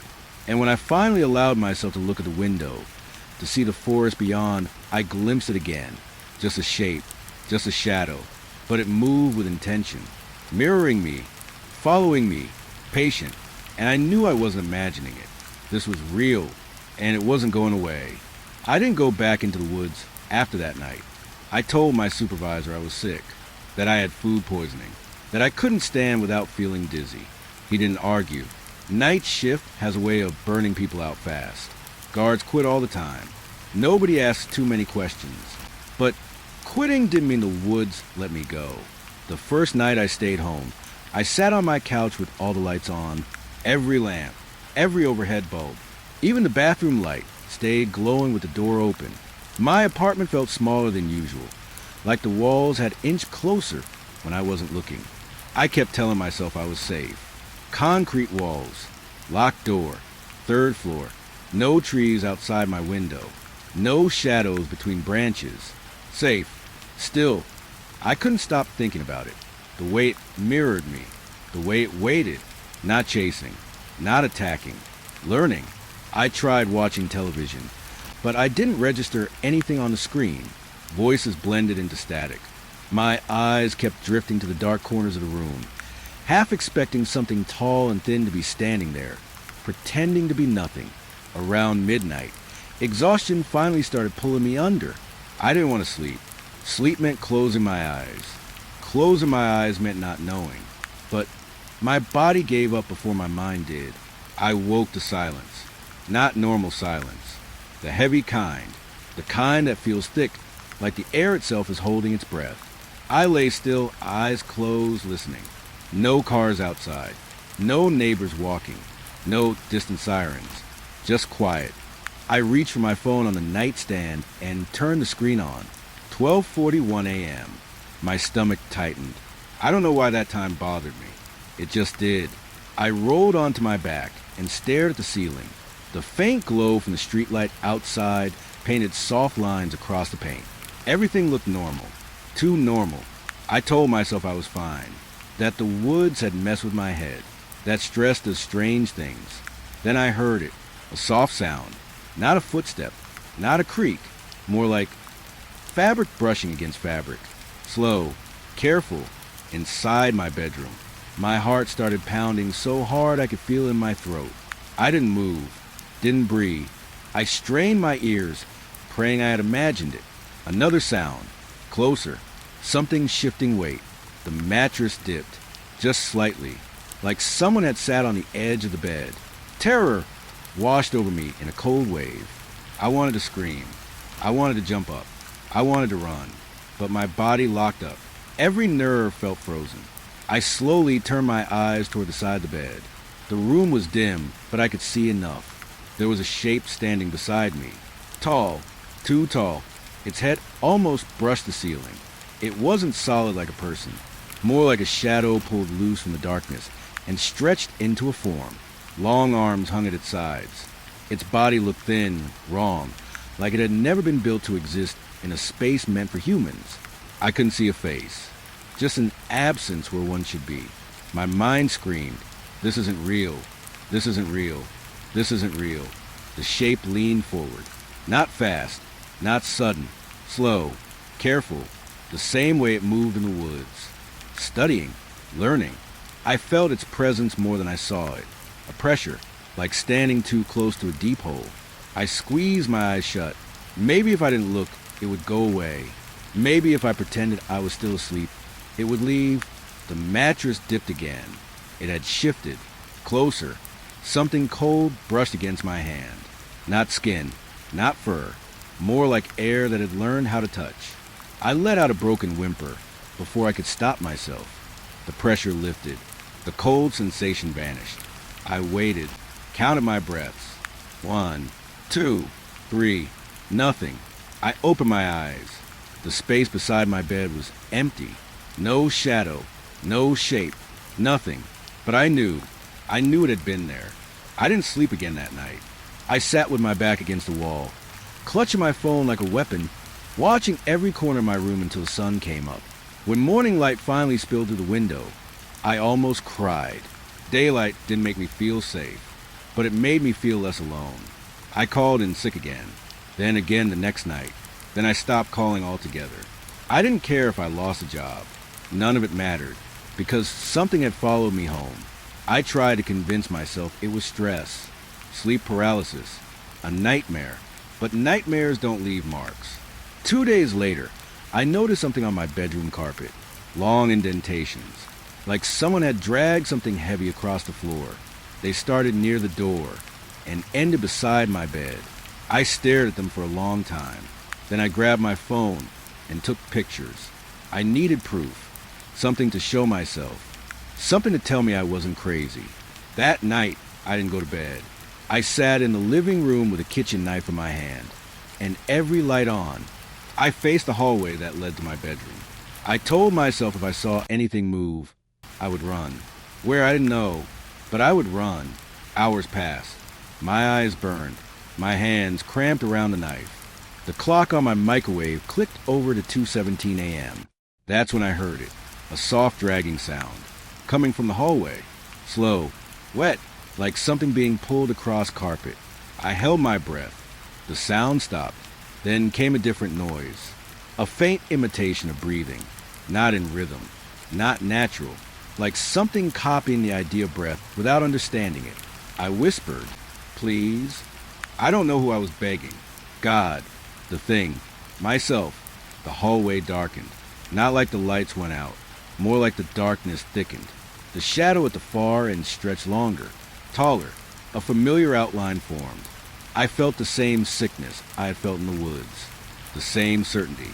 It stood there, between me and my bedroom, not moving, not attacking, waiting. I didn't look away. I couldn't, because I knew what happened when I stopped watching. The shape took one step forward. I didn't scream. I didn't move. I just shook. It took another step, then another, each movement slow, deliberate. It wasn't rushing. It didn't need to. It already knew where I slept, where I hid, where I broke. I whispered, "You're not real." The shape tilted its head, just like it had between the trees. My stomach dropped. That small movement shattered any last hope I had. This was the same thing. The woods hadn't been the start. They had been the invitation. The shape stopped a few feet from me. The air around it felt colder, heavier. My vision blurred with tears. I wanted my mom. I wanted my childhood bedroom. I wanted a version of the world where monsters didn't exist. The shape raised one long arm, not toward me, toward the hallway, toward my bedroom, like it was reminding me, this is where I belong. This is where you sleep. This is where I wait. I don't remember standing up. I don't remember dropping the knife. I only remember running, out the front door, down the stairs, into the parking lot, barefoot, in a t-shirt, not caring who saw me, not caring if I froze. I slept in my car that night, with the doors locked, with the seat reclined, with my eyes open. I don't go back to that apartment anymore. I don't go back to the woods. I don't work night shifts. I don't sleep in the dark. But none of that matters, because once something learns you, once it watches you long enough, once it understands your shape, your movements, your breathing, it doesn't need the woods anymore. It doesn't need shadows between trees. It knows where you sleep. And one day, when I finally close my eyes for too long, I know it will be there, standing beside the bed, waiting, just like it always has. I had only been on the night shift a week, and already I hated it. The cemetery stretched out before me, rows upon rows of graves shrouded in fog and shadow. The old iron gate groaned as I pulled it shut behind my beat-up patrol car, the sound echoing down the empty lanes like a warning. There was a chill in the air, the kind that seeps into your bones, making you wish you brought more than a thin jacket. I turned on my flashlight and started the first lap of my shift. It was supposed to be a routine drill. Walk the perimeter, check the headstones, make a report, nothing more. Simple, easy, but the moment my boots crunched over the gravel, I felt it like the ground was holding its breath. I tried to shrug it off, telling myself it was nerves, first week jitters. I'd seen enough movies to know fear can make you see things that aren't there. But then I noticed it. The graves weren't aligned right. I stopped mid-step, shining my flashlight over the rows. Most of the cemetery was orderly, as you'd expect, straight lines, headstones facing east. But in one section, closer to the center, the stones were off. Jagged, uneven, like someone had tried to arrange them and given up halfway, or like the earth itself had shifted. I frowned and crouched to examine one. The soil was hard, compacted, but I could see slight depressions as though someone or something had moved beneath it. My heart started racing, and I told myself to calm down. It's just settling, I muttered. Old graves shift. But deep down, I knew that wasn't right. Not this much. Not in such a pattern. I straightened up and continued my patrol, keeping my flashlight trained on the rows. My steps felt louder than they should have. Every crunch echoed against the fog, and I swore I could hear something else. Footsteps? Not mine. Lighter, slower, shuffling. I froze. My ears strained, but the sound stopped. I shook my head. Probably a raccoon. Or a fox. The cemetery was old, wooded around the edges. Animals were part of the deal. I walked faster, trying to focus on my patrol checklist. Fence posts, gates, the old mausoleum on the west side. But the unease kept creeping up my spine, the kind you feel when you know you're being watched and aren't supposed to. As I rounded a corner, I saw a shadow move near a headstone. I stopped. My flashlight beam shook in my hands. The shadow wasn't human, not quite. It didn't look alive, yet it moved. Just a flicker, like a trick of the fog. But my stomach dropped. I blinked and it was gone. I shook my head, forcing my pulse to slow. Focus, I whispered. You're on a routine patrol. Nothing else matters. I reached the mausoleum. The heavy wooden doors looked untouched, but the air around them was colder than the rest of the cemetery. My breath puffed in clouds. I glanced around, trying to convince myself that nothing was there. I decided to walk along the path cutting through the central plots, the section with the misaligned graves. My flashlight swept over the stones, and I noticed something that made my blood run cold. Footprints, small, narrow, pressed into the frost-covered grass between the rows. They didn't match my boots. They weren't human. Not quite. Too elongated. Too wrong. I swallowed hard. The sound loud in the silent night. My rational mind screamed at me to leave, to call it in, to get back to the car. But curiosity or stupidity made me follow them. The tracks led toward the oldest part of the cemetery, where the fog hung thickest, curling around the gravestones like it had weight. The air felt heavier here, pressing down on my shoulders. My flashlight's beam barely cut through the mist. I stopped again. The tracks ended. Not faded, not broken, just stopped. I looked around, heart hammering. I wanted to tell myself it was nothing, that I was tired, that night shifts played tricks. But then I heard it, a soft scraping, like fingernails on stone, coming from behind a row of headstones. I spun my flashlight around. Nothing, just a fog and the cold, still air. My throat went dry. I took a step back, and the scraping stopped. I forced myself to take a deep breath. It's probably a branch, I whispered. A branch in the wind, just the wind. Then a voice, barely a whisper, floated through the fog. My name! I froze. I shook my head. No. I'm imagining things. But the whisper came again. My name! Closer, softer, insistent. I dropped my flashlight. The beam wobbled. lighting the fog in weird, jagged shapes. My hand shook as I picked it up. I shone it toward the voice. Nothing. The fog moved as if it had a mind of its own, swirling in patterns that made my stomach twist. I took a step forward, then another, then a third. The whisper followed. My name, my name. The hairs on my neck stood up. My pulse was a drumbeat in my ears. I felt exposed, vulnerable, like the earth itself was watching me. And then I saw it. A headstone, not much taller than my knee, rocking slightly. No wind, no frost slipping off, just moving, back and forth. I blinked. It stopped. I held my breath. Then the ground around it shifted. Soil crumbling. Not enough to be natural. A small hand? A figure? I couldn't tell. Just movement beneath the frost. I stumbled backward. My flashlight flickered. My rational mind screamed. Call it in. Leave. Run. But my body froze. My eyes stayed on the grave. And then, slowly, impossibly, something emerged. Not a person. Not fully human. A shape. Thin. Pale. Wrong. It crawled out of the earth, dragging itself across the frost-covered ground, rising on spindly limbs. Its face was just a blur, features melting like wax. I wanted to scream. I wanted to turn and run. My legs didn't work. I could only watch as it rose fully, standing upright. It tilted its head, as if examining me, like I was an intruder in its world. Then it slipped back into the soil, disappearing as quickly as it had come. I stumbled backward, nearly falling over the gravestones. My flashlight skittered across the ground, catching only the fog as it rolled to the cemetery like a living thing. I ran, back to my patrol car, back to the lights, back to anything familiar. I didn't stop until I reached the main road.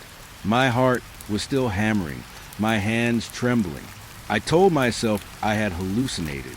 My first week on the job, nerves, sleep deprivation. But the frost on my boots, the disturbed soil along the path. I knew what I saw, and I knew that tonight the cemetery had been awake, and somehow it had noticed me. I didn't sleep much that night. Even after I left the cemetery's gates behind me, the image of that pale, crawling shape kept flashing behind my eyelids. Every time I closed my eyes, the frost, the soil, the impossibly thin limbs creeping across the grave returned. By morning, the rational part of me was screaming. It was just your imagination. You're new. You've been awake too long. But there was a gnawing part of me, the one that wakes in the middle of the night and stares at shadows, that knew something had shifted in that cemetery. Something had noticed me. I returned that evening, despite every instinct telling me not to. I told myself it was routine, just a second night of the drill. Keep your flashlight steady. Follow the route, make the report, and leave. But as soon as I stepped past the gate, the air fell heavier, thicker. The fog rolled low across the ground, curling around the graves in slow, deliberate swirls. I switched on my flashlight and tried to focus on the path. But that section, the part where the graves had been misaligned, pulled my gaze like magnets under my skull. The headstones were different, not shifted like last night. No, they looked aware. I shivered. I walked among them, the gravel crunching under my boots, and that's when I heard it, a faint whisper, not carried by the wind, not from the trees. It came from the stones themselves. Michael, I froze, the sound threading its way through my brain, impossible and intimate. My name. I spun, shining my flashlight over the rows. Nothing moved, but the whisper came again, closer, sharper. Michael. I swallowed hard, my throat dry. My pulse was loud, too loud. I wanted to tell myself it was hallucination, that stress and night shifts were turning the cemetery into some fever dream. But the sound, it had direction. It came from the headstones themselves, from the very graves I had walked past last night. I stepped closer to one, a small, tilted stone with the faint outline of letters eroded by decades. I crouched, shining my flashlight on the engraved name. Nothing recognizable, just letters I couldn't quite make out, worn smooth by frost and rain. Then it whispered again. Michael. My flashlight flickered, and I jerked it back, fumbling with the switch. My hand shook. My rational mind shouted for me to leave, run, call it in, but I couldn't. I had to know. Another stone, another whisper. Michael, Michael, I began to notice a pattern. Each whisper came from a different headstone. Always my name, not other names. Just mine. I could hear the subtle differences. One deep, almost like gravel sliding, one sharp and high-pitched, almost childlike. All coming from stones I'd never paid attention to. My stomach dropped. I looked around. The fog thickened, making familiar shapes strange and alien. Every gravestone felt like eyes, watching me, observing me, waiting. I tried to step back. I told myself, it's just your imagination, just the wind in the cracks. Nothing real, but the whispers followed, echoing across the section, soft and deliberate. Michael, the sound was all around me now. I spun in circles, flashlight cutting swaths of fog, and each stone seemed to lean slightly, as if straining toward me. Not physically, but in presence, like the air around them pressed closer. I could feel my knees wobble. My fingers gripped the flashlight tighter. The metal cold and grounding. I whispered to myself, keep moving, keep walking. Don't stop, don't listen. But every step brought me closer to more whispers, more stones, all calling my name. A breeze, or what I thought was a breeze, moved the fog. And then I saw it, a shadow slipping between two headstones. Too tall, too thin to be human. I jerked the flashlight toward it. Gone. My heartbeat thundered in my ears. I spun back to the stones. The whispering grew louder, insistent. Not just my name this time. Hissing, overlapping multiple tones, coming from every headstone in the section. Michael, Michael, Michael. I stumbled, almost falling to my knees. My mind scrambled. Logic fought terror, but terror was winning. I turned to run. My boots skidded on frost. The fog seemed thicker, wrapping around my legs like tendrils. The whispers rose, following, not fading, taunting. I reached the edge of the section, desperate to get to the main path, the safe route. But then I stopped. One headstone, small and crumbling, shifted slightly, top tilting as if trying to get my attention. And then it smiled. Not a face, not human, just a stone, cracked and jagged, somehow forming the suggestion of a grin. I froze, unable to breathe. My flashlight trembled in my hands. My instinct screamed at me to run, but my body refused. I could feel something watching, something ancient, something patient. I whispered, this isn't real, this isn't real. But the voice from the stones whispered back, layered now, almost conversational. It's real, it's always real, and you are ours now, Michael. I stumbled back, tripping over frost-crusted roots. My flashlight spun wildly, catching glimpses of the stones. They weren't just upright markers anymore. They leaned, shifted, angled toward me. The whispers grew louder, surrounding me, pressing into my ears, into my head. I felt sick. My legs burned as I ran blindly, tripping over uneven ground. The cemetery seemed endless now. Paths I had memorized twisted, doubled back. Every turn brought me closer to another whispering stone, another one calling my name. I tried to shout, but my voice caught. I tried to scream, but the fog swallowed it. I was alone, not alone. Every stone around me vibrated with life, or something like life, each whispering, mocking, observing. I wanted to collapse, curl into the cold ground and let it end, but my feet carried me forward. I reached a small clearing. The fog thinner here, enough to see the edge of the cemetery road. The whispers didn't fade. They grew more urgent, more possessive. Michael, don't leave. Michael. I forced myself toward the road, gasping, frost-crusted grass sticking to my boots. I didn't look back, not even once. The whispers continued, softer as I left the section, but I could still hear them, layered, echoing from the stones behind me. By the time I reached my car, I was shaking. My uniform was wet with sweat under my jacket, my hands ice cold from fear and adrenaline. I threw myself into the driver's seat, slammed the door, and tried to collect myself. I told myself, it's just a job. Night shifts, fog. Old stones. Nothing more. But I couldn't shake it. Even driving home, I thought I saw shapes leaning from the cemetery line, small, twisted shadows pressing against the fog. I tried to tell myself it was headlights and mist. I tried to sleep, but when I closed my eyes at night, the whispers returned. My name, Michael, Michael, and I realized I wasn't just being watched. I was being called, and somewhere deep in the earth, I could feel the graves listening. I didn't sleep at all that night. Not after the whispers. Not after seeing the stones leaning toward me like they had a mind of their own. I sat in my small apartment, the room too bright with lamplight. But even that brightness couldn't keep the image of the cemetery from pressing into my thoughts.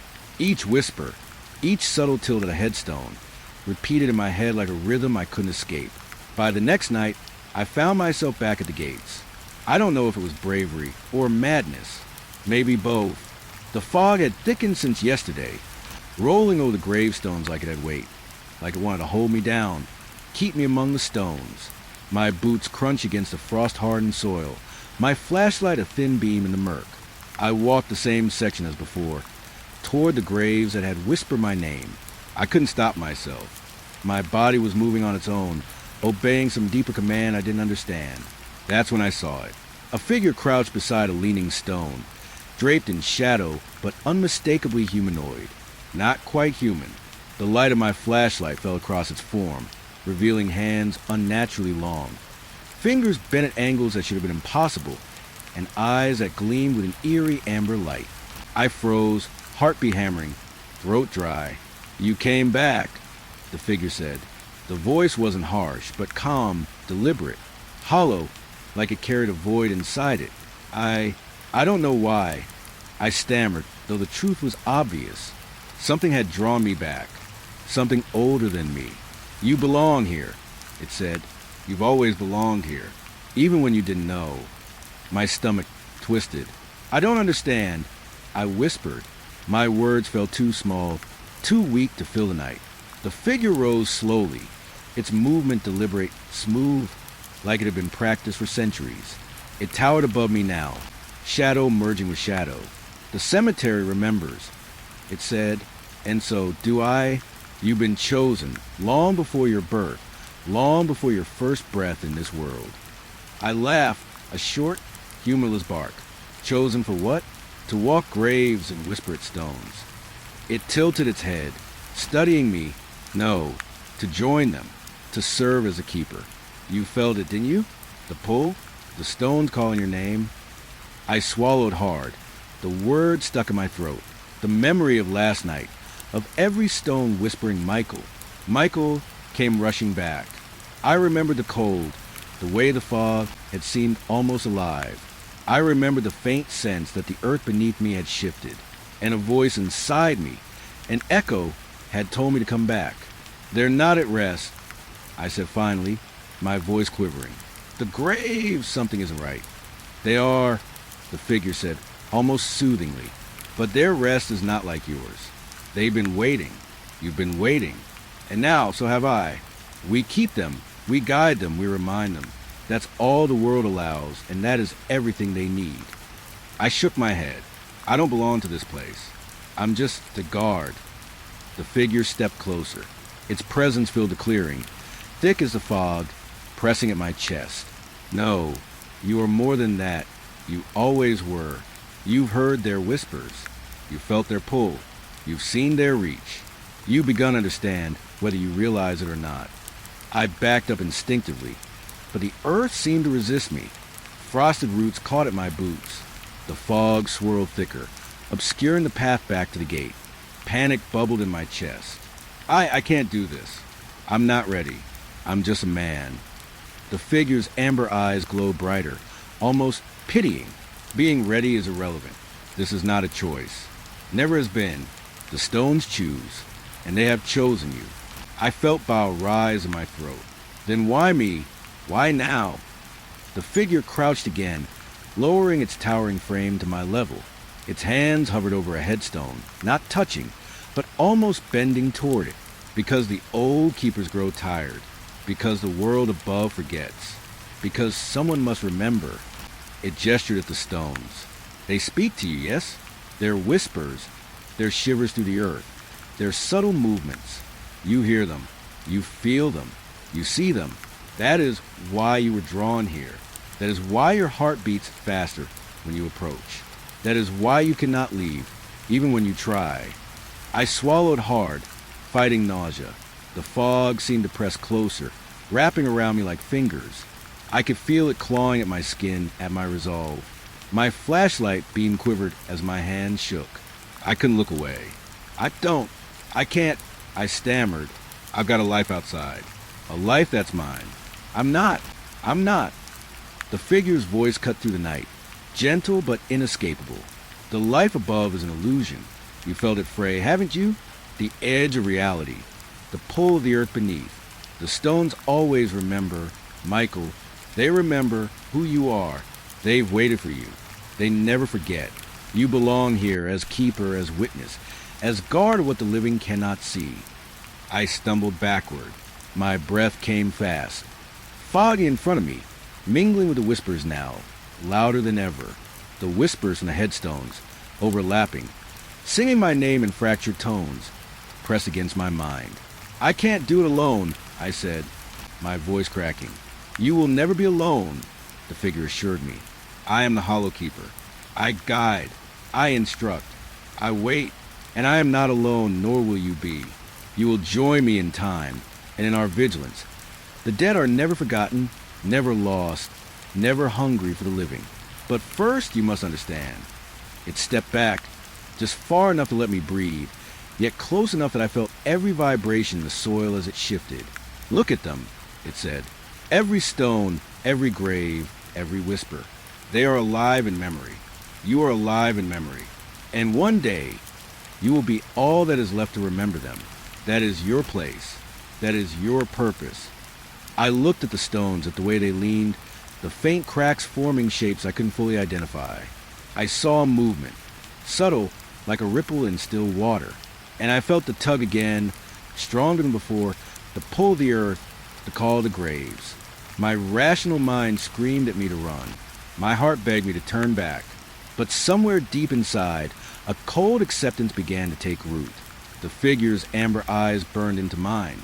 Do you understand now? I nodded slowly, though I didn't fully understand. But I did feel it, the sense of inevitability, the way the earth hummed beneath my boots, the whispers, the soft movement, the pull of the stones. It was all around me, inescapable, and I was no longer just a visitor. I was part of it. The Hollow Keeper straightened, towering once more. Tomorrow, you will walk among them again. Tonight, you remember. Tonight, you are prepared. Do not fight what is yours, Michael. Do not ignore it. They wait, and you will not fail them. I felt the weight of centuries press against my chest. The fog seemed to coil and the whispers intensified, flowing around me, through me, as if the cemetery itself exhaled and welcomed me. I didn't speak. I couldn't. The figure turned and melted into the fog, leaving me standing alone. But I wasn't alone. Not really. Every stone seemed alive, every whisper calling, every shadow watching. The air itself thrummed with awareness, and I understood something I could never unhear. I had been chosen, and there would be no turning back. I can't remember the last time I felt truly alone. Not after that night.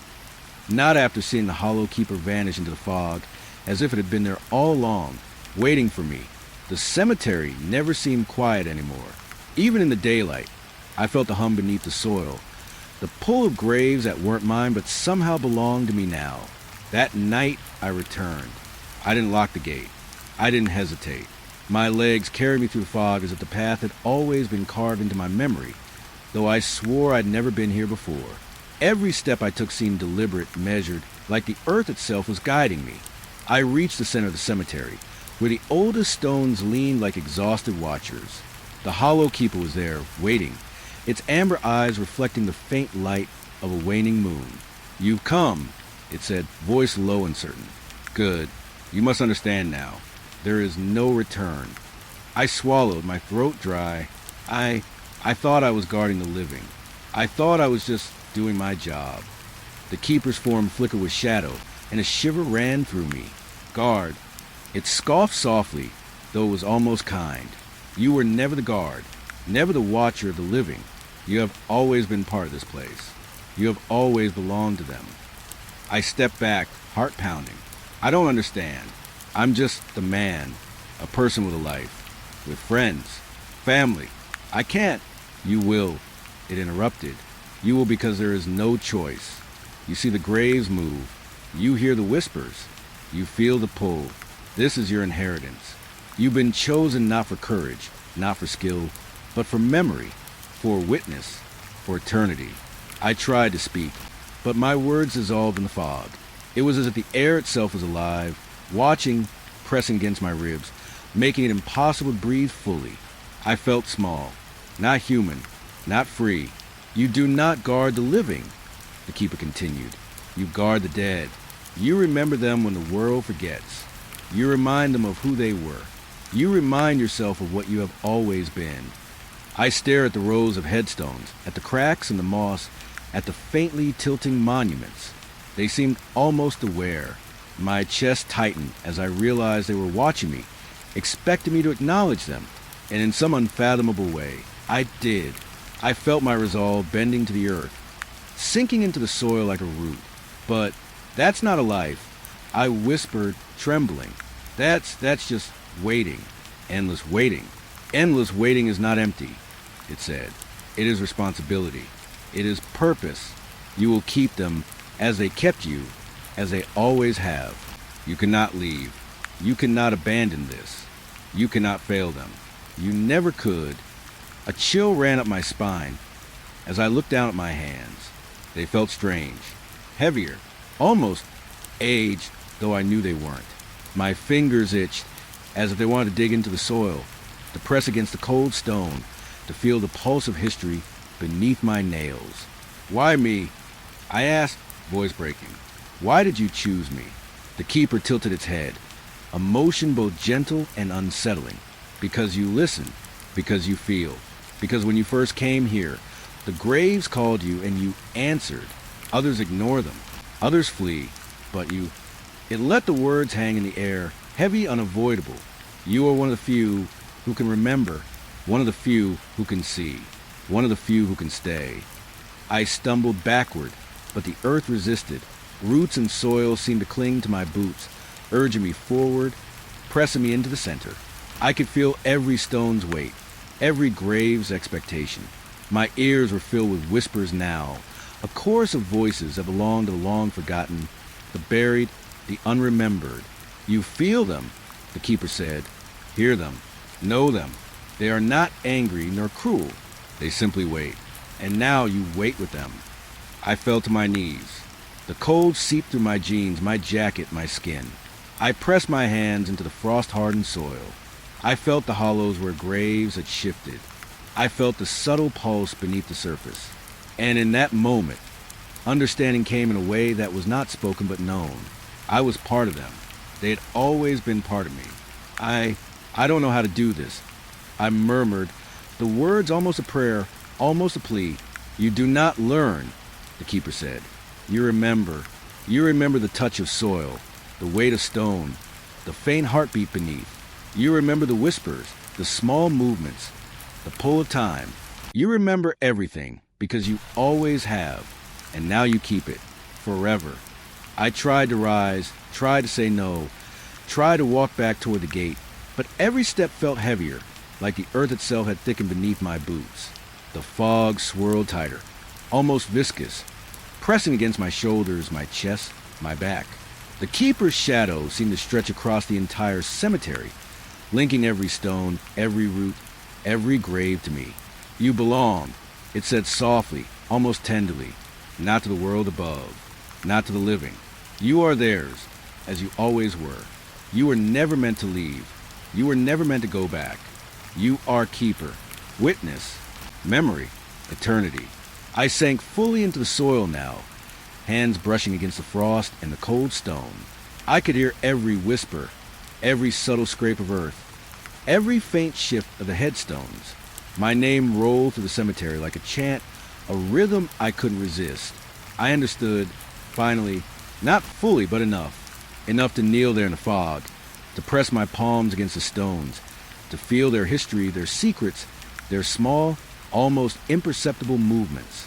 Enough to accept that this was not a punishment but a calling, a truth older than me, older than the town, older than anything I had ever known. The keeper faded into the mist, leaving only its presence lingering, woven through the whispers and the cold earth. I remained alone but not alone, surrounded by the memories of those who had come before, those who had waited, and those who would wait long after I was gone. And I knew in that quiet, infinite night that I had never been a guard. I had never patrolled. I had never watched the living. I was, and always would be, the keeper.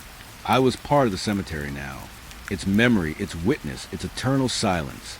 I understood that life above was a shadow, that my pulse, my thoughts, my breath belonged not to the living, but to those who had been buried long before me. Their whispers became mine. Their weight pressed upon my shoulders. Their silence became my purpose. There was no leaving. There was no choice. And somehow, in that endless cold, in that fog-filled night, I felt complete. I pressed my hands deeper into the soil, feeling it shift beneath my fingers. A subtle movement, almost imperceptible, like the graves acknowledged me, like they had been waiting for me to remember. My name whispered again through the fog. Michael, Michael. I no longer feared it. I no longer questioned.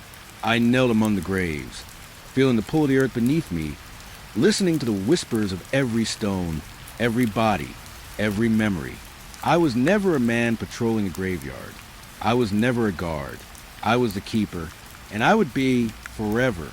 I used to think death was silent, that when a body was buried, the earth simply swallowed it and the world moved on. I was wrong. The night I finally understood what it meant to be the keeper, I realized the cemetery was not still. It breathed, not like a living person, not like lungs expanding and contracting, but in subtle, terrifying ways that made the ground pulse beneath my feet and the air quiver in my chest. I walked through the rows of stones, the mist curling around my ankles like slow-moving fingers. My palms brushed over cold granite, and I felt vibrations, tiny, almost imperceptible at first, then growing, like the land itself was remembering everything buried beneath it. The graves I had watched shift before seemed to hum with awareness now. They weren't restless. They were alive. Hands pushed through the soil, not violently, not in rage, but with purpose. Fingers clawing upward, fingernails scratching against the packed dirt, reaching, testing the world above. I knelt beside one fresh mound, and I swear I could feel its heartbeat, soft and steady, as though the earth itself were exhaling through it. "This is your gift," the hollow keeper's voice echoed, though it wasn't there. It came from the shadows, from the stones, from the fog curling between the graves. "You see them as they are. You remember them. You keep them." I looked around and realized I had never truly noticed how many graves the cemetery held. Rows of worn stones, forgotten names, some cracked with age, others freshly set. And beneath them all movement, a subtle shiver of soil, a shifting, breathing presence that was patient, infinite, eternal. A body broke the surface near the oldest oak, and I froze. Its hand, pale and mottled, emerged first, followed by an arm, a shoulder, the head tilted toward me as if waiting for acknowledgement. I did not step back. I did not scream. I knelt and whispered, "I see you." The figure rose fully from the ground. It was nothing I had ever imagined. Skin like pale clay, eyes empty but aware, hair matted with dirt. It stared at me and then, almost imperceptibly, it bowed, a gesture of recognition, of welcome. And I understood. I was not their master. I was their witness, their keeper. As I walked further, more figures emerged, some slowly climbing, others crawling, a few standing entirely upright, their forms flickering between solidity and shadow. They did not speak. They did not move like the living, but they were there, watching me, waiting, acknowledging my presence as part of their own. I realized the cemetery had always been like this. I had thought it silent, lifeless, but it had only been waiting for someone to remember, for someone to see. And now I did. The hollow keeper appeared at the edge of the fog, taller than I remembered, shadows draping like a cloak across the graves. "Do you understand now?" it asked. "You are not the one in control. You are the one who knows. You are the memory of this place. And it breathes because you do." I nodded, unable to speak. I pressed my hands into the soft soil, feeling the pulse beneath it. Every grave, every hand emerging, every subtle movement. The cemetery's heartbeat aligned with mine. I could feel the rhythm of centuries pressing against my palms. A breeze rustled the trees, carrying whispers I could almost understand. Names, dates, memories. Small fragments of lives lived long ago. I remembered them as they had been, as they had hoped to be remembered. And in remembering, I kept them alive. I stepped carefully among the graves, and each one seemed to react. Some shifted slightly, soil settling around newly risen hands. Some leaned toward me, faintly as if curious. I could feel the pull of their presence in the soles of my feet, in the backs of my knees, in the tingle of my fingertips. I passed a grave I had visited countless times before, a woman's name etched into stone, worn by years of rain and neglect. Her hand now rested on the surface, delicate fingers brushing the moss. I knelt and murmured, "You are remembered." She shivered and sank back into the earth, smiling faintly, a sigh of relief passing through her like the wind. The fog thickened, swirling around my knees, then rising to my waist, and I realized I was surrounded by more of them than I could count. Men and women, old and young, some dressed in clothes that had been decades out of style, others clothed in rags, but all of them alive beneath my gaze. Their eyes, empty yet aware, followed me. I did not fear them. I feared only my own limitations, the inability to see everything, to remember everything. "Your role is not to command," the keeper said, stepping beside me. "Your role is to acknowledge, to witness, to honor. Without you, the cemetery fades. Without you, their memory dies.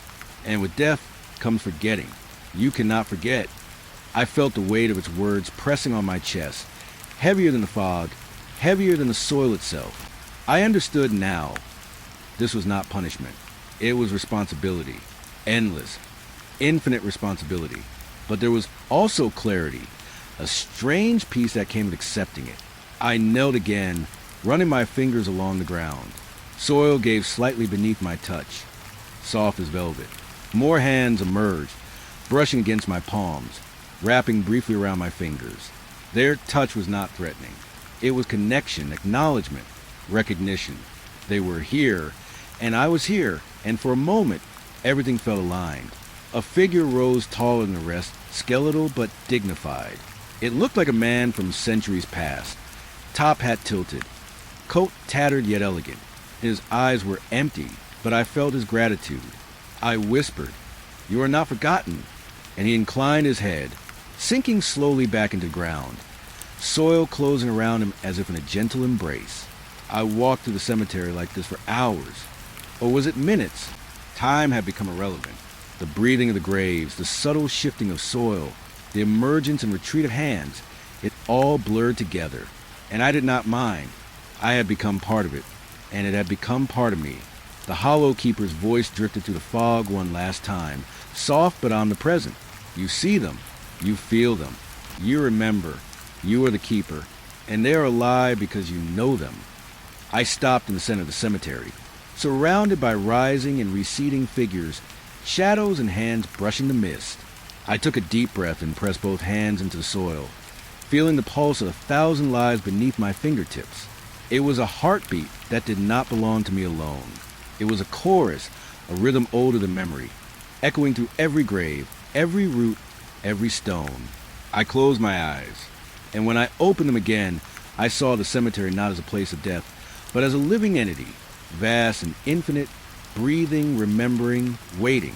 It had been waiting for me, and I would remain forever, watching, remembering, keeping, alive. The fog curled around me like a blanket, cool and comforting now. The whispers swelled into a song I could almost understand, a melody of names, of lives, of histories that refused to fade. The soil beneath me throbbed in time with my heartbeat, and for the first time, I knew what it meant to belong. I belonged to the cemetery, and the cemetery belonged to me. The night stretched endlessly. The fog thickened. and I walked among the graves, hands brushing over stone and soil, acknowledging each one. They rose, they whispered, they remembered, and I was their witness.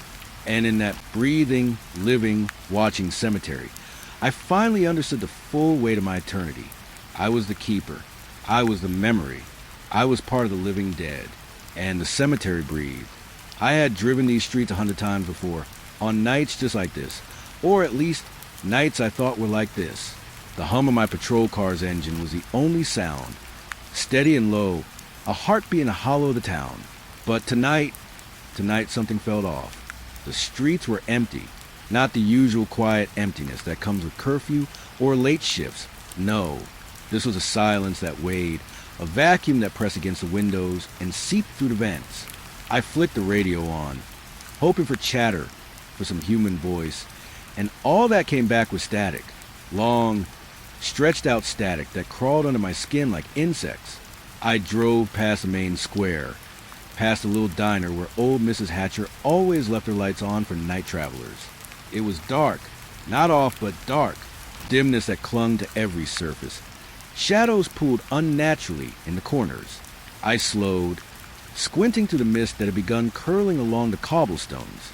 I should have seen a car, a figure, anything, but the streets were perfect in their emptiness. Too perfect. Windows reflected nothing back at me, and for a moment, I wondered if I had driven into some kind of wrong town, a mirror version of my own. I tried to shake the thought. I told myself it was late. People were sleeping. The fog made everything look strange. But then I noticed it. The street lights. They were all lit, and yet not one shadow moved beneath them. Not the flicker of a cat. Not a stray dog. Not a single leaf rustling in the wind. I parked the car near the old town hall, hoping to at least see a familiar figure. Maybe Officer Reed making his rounds. Maybe the night janitor coming back from the library. But the steps were empty, doors closed, locked, and then the wind carried something. A faint scraping, like nails across wood, somewhere just out of sight. I grabbed my flashlight and stepped out. The air was damp and smelled faintly of rain and rot. My boots echoed against the pavement as I walked toward the square.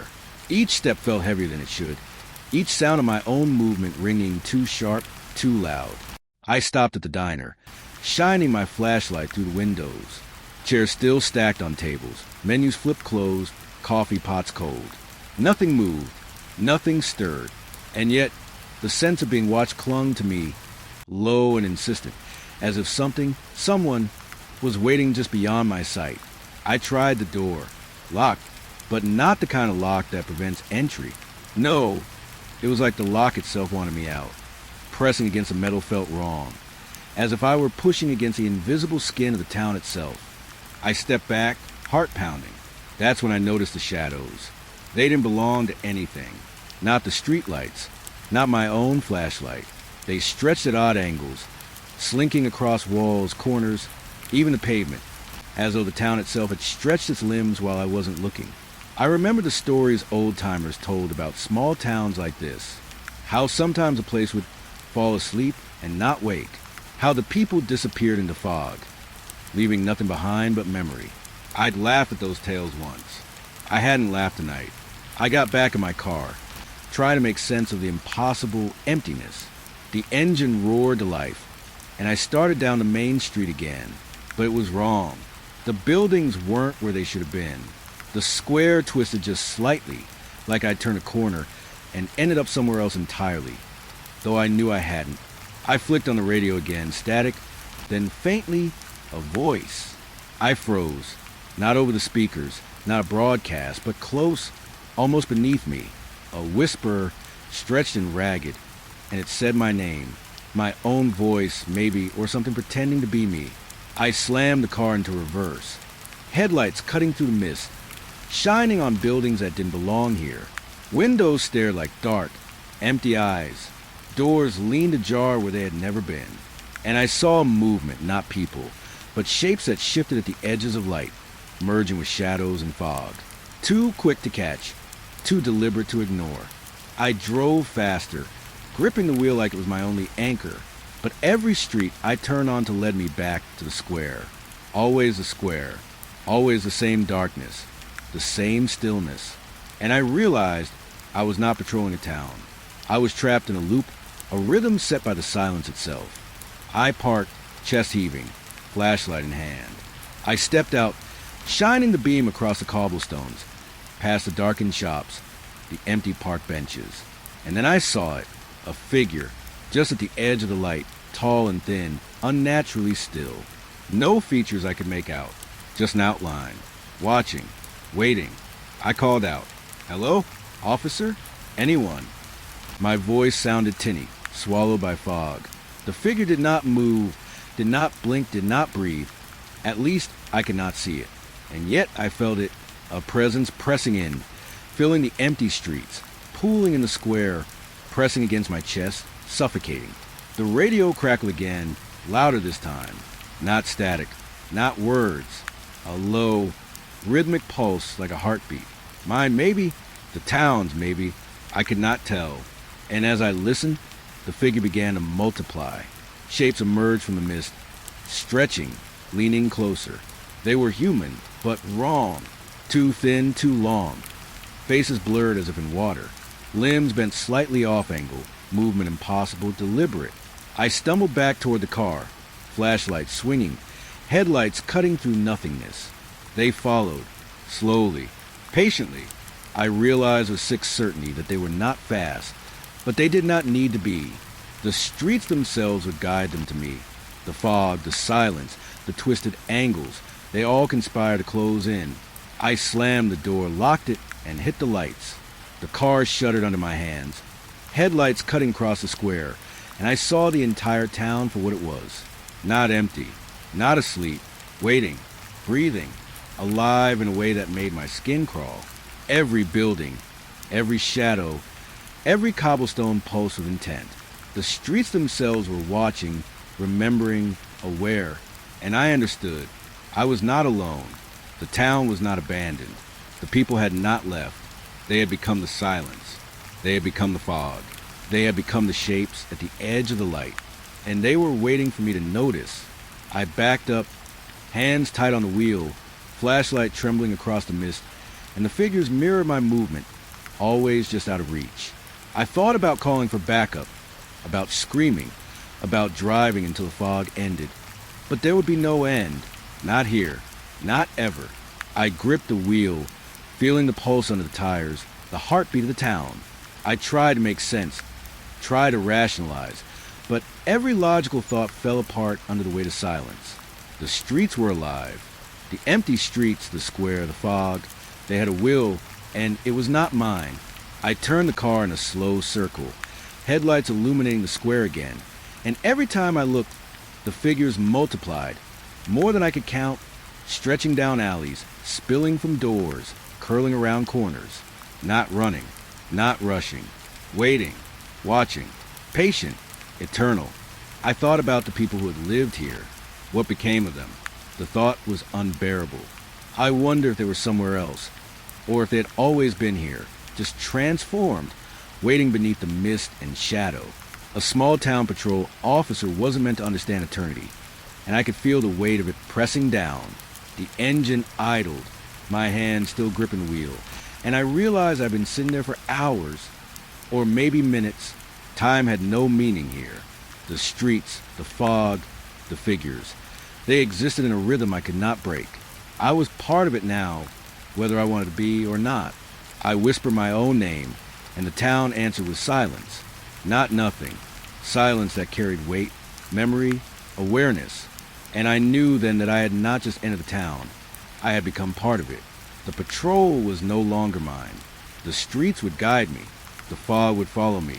And the shapes would watch until I learned to do the same. I started the car, engine roaring louder in the oppressive quiet.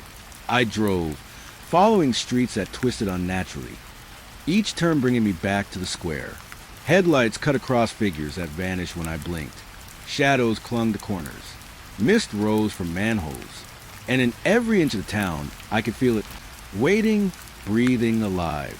I realized I was the intruder here, and the town would never forget. And as I drove again endlessly, headlights swinging across empty streets, I understood a truth I could not escape. The streets are never silent. They never sleep. They are awake, and they know you are here. And now they know me